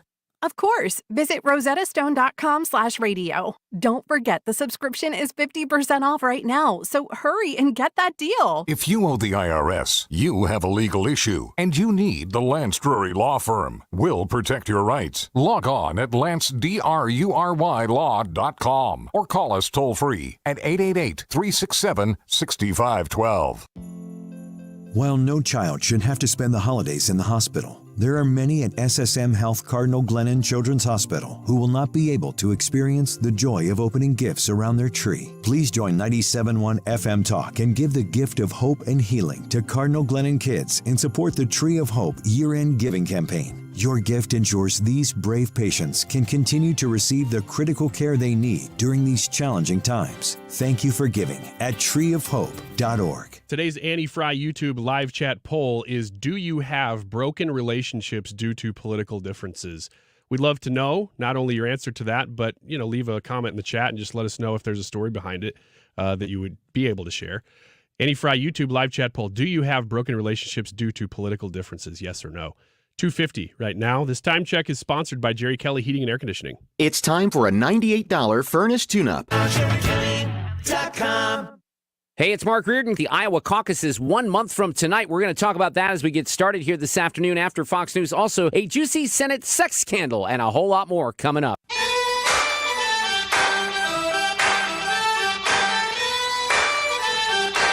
This is the Annie Frey Show. Interact with Annie on Facebook. The Annie Frey Show. We're talking a little bit about this article from yourtango.com. It says millennial teacher with kids of her own shares 11 boomer parenting philosophies she agrees with. We got through 4 of them, and several of these I'm going to lump together into one category. 5 is be kind to the elderly. 6 is children should have manners, including using yes, ma'am, and no, sir to address people regardless of age. And 7 says children should use terms of gratitude like please and thank you. All of those together are manners-based, and society as a whole will be better if we raise a generation of people who are willing to put other people before they put themselves. Like, that comes around back to you and pays dividends. Also, to be kind to the elderly, just understanding that there is a respect that we should have for elderly people among us, again, is a selfless thing to do. Offer help or assistance in a polite way. I think that is something that could be championed a little bit more. Number 8, there should be consequences for poor behavior. We've talked about all the things kids could do, but we actually assessing a consequence when someone does something poor, like the behavior is bad, that's the reinforcement to make that bad behavior stop happening again. And if you can't have the guts to take your kid on like that, you are enabling and reinforcing bad behavior. You have to stop it. Yeah, it's amazing. We talk about that in political terms a lot, but it really starts right there. It starts in the home when you're a kid, understanding there are consequences to bad behavior. Number 9, kids should be respectful of adult conversations in adult spaces. Yes. It's something that I'm constantly teaching my kids. It doesn't matter if Ryan, if you and I are talking about something and it's not like dramatically important, but you and I are in the middle of a conversation and my kid walks up and starts going, Mom, Mom, Mom. Unless there is an emergency, I will finish this conversation with this grown person and you can stand here and wait unless I say I need to have this conversation without you. You can wait. You are not the most important thing all the time, every moment of your life. And that does start by teaching those children to respect those spaces. And it's like impossible to have a conversation with somebody that is always willing to be interrupted by the kids that are around them. That's incredibly frustrating. Yep, same. Parent lessons. Number 10, children should clean up their messes and play a part in household chores. Emphatically so. Even if the hardest thing as a parent and as an adult is to make the kids do it when they are doing it at about a C- passing grade. And you're like, that's not the way you load the dishwasher. That's not the way you're supposed to put the sofaware away. That's not the best way to fold the laundry. They have to do it so they can get better at it, so that when they become independent people, they are actually independent people. And I always remind my husband, and he will remind me, we are raising somebody's husband or wife. And then my husband will always go, probably. This rule takes a lot of work, though, because then you got to oversee the steps almost every time until they get a little older. Parenting. Yes. That's what it is. And the last one, bedtime should be enforced as long as children are living under your roof. Missing out on life because you pulled an all-nighter or stayed up too late the night before is unacceptable. There's no reason to be sacrificing your well-being, even for schoolwork. Research on the importance of sleep for young people found that lack of sleep can be more severe consequences for children and for adults. I am the one in our household that permits staying up later. My husband's always like, they should go to bed. I'm like, oh, we're having fun. and the compromise there, and I think it's a good one, is we tell our kids, when it's time to get up, you have to get up. You have to, we don't have a problem waking our kids up in the morning and say, hey, it's time to get up. But you have to get up. And if it takes us 4 times and then by the end we're like, get out of bed, then you lose the privilege to stay up at night. And this is exactly the instance right now in our house with my son. He wants to stay up all night. He's just like me. And he can't get out of bed in the morning. And so we keep telling him, listen, invest now, go to bed, get some sleep. And in the morning, there's your shot. You got to string together like 3 good mornings to get a fun night. And you're not there. Good night. We love you. We emphatically love you. What you're saying is there are consequences to his actions. Yes. Yeah. Yeah. We should ask him about them. Mom. You like these? By the way, don't ever let your kid call you bruh. Bruh. Oh, we're going to learn a lesson real fast there. Mr. Bruh. Son. My son doesn't call me bruh. I think he maybe did once. Yeah, that was the last time. On the Annie Frey YouTube live chat poll today, do you have broken relationships due to political differences? This is really close. Huh. Is your answer yes or no? My answer is no. No. I would say yes. So 1 out of 3 yeses in this room. The results from 154 votes on our YouTube poll today, 54% said yes. Wow. That's sad. It is sad, although not unexpected. Yeah. I mean, and I do think that if you would have asked this 4 years ago, that the poll results might be a little more dramatic. Quick Rick said, I wouldn't call them broken, but there are family members with whom you understand that politics is not a constructive topic to bring up. That's how you function as grown people. I think that's a smart way to do it. Lionheart says, I don't know about relationships per se, but the overturning of Roe v. Wade cleaned out my Facebook friends quite a bit, all of which I truly do know in real life. So yeah, that I mean, some of those hot button issues certainly are going to make it even more so. Blues fan said, I voted yes in the poll, but it wasn't me who broke off the relationship. Man, we see that over and over again. Well, let's mend some of those relationships in the right way when possible and let go of the ones that aren't. Stick around, The Mark Reardon Show, coming up next. I'm not America's sweetheart. Are you ready to smell better naked? I'm Dr. Shannon Klingman, the OBGYN creator of Lumi, the whole body deodorant that's clinically proven to control odor for 72 hours on pits, feet, privates, and beyond. It's pH optimized to safely and effectively control odor anywhere you have it, but wish you didn't. Plus, it's proven to work better than a shower with soap alone. Whether you shower twice a day or 3 times a week, Lumi works better. And who doesn't want zero body odor? With over 200,000 5-star reviews, I'm so sure you're going to love it, or you can return it for free. There's a special offer for listeners. Use code 800 and get an extra $5 off a Lumi starter pack that comes with a solid stick, cream tube, free product of your choice, and ships free with code 800. LUMEdeodorant.com, code 800 for an extra $5 off a Lumi starter pack. Love it or return it for free. That's LUMEdeodorant.com, code 800. Hey, Mark Cox here. I recently learned something new from St. Louis real estate expert Gloria Liu of Your Home Sold Guaranteed Realty. She told me the number of all-cash home sales is at the highest level since 2011. Makes sense. Gloria knows that today home sellers have options outside of a real estate agent or an auction company, and that a cash offer may be the best solution. Unlike a local investor or a real estate agent that gives you just one option, Gloria Liu is able to provide multiple cash offers quickly by visiting her website. You also get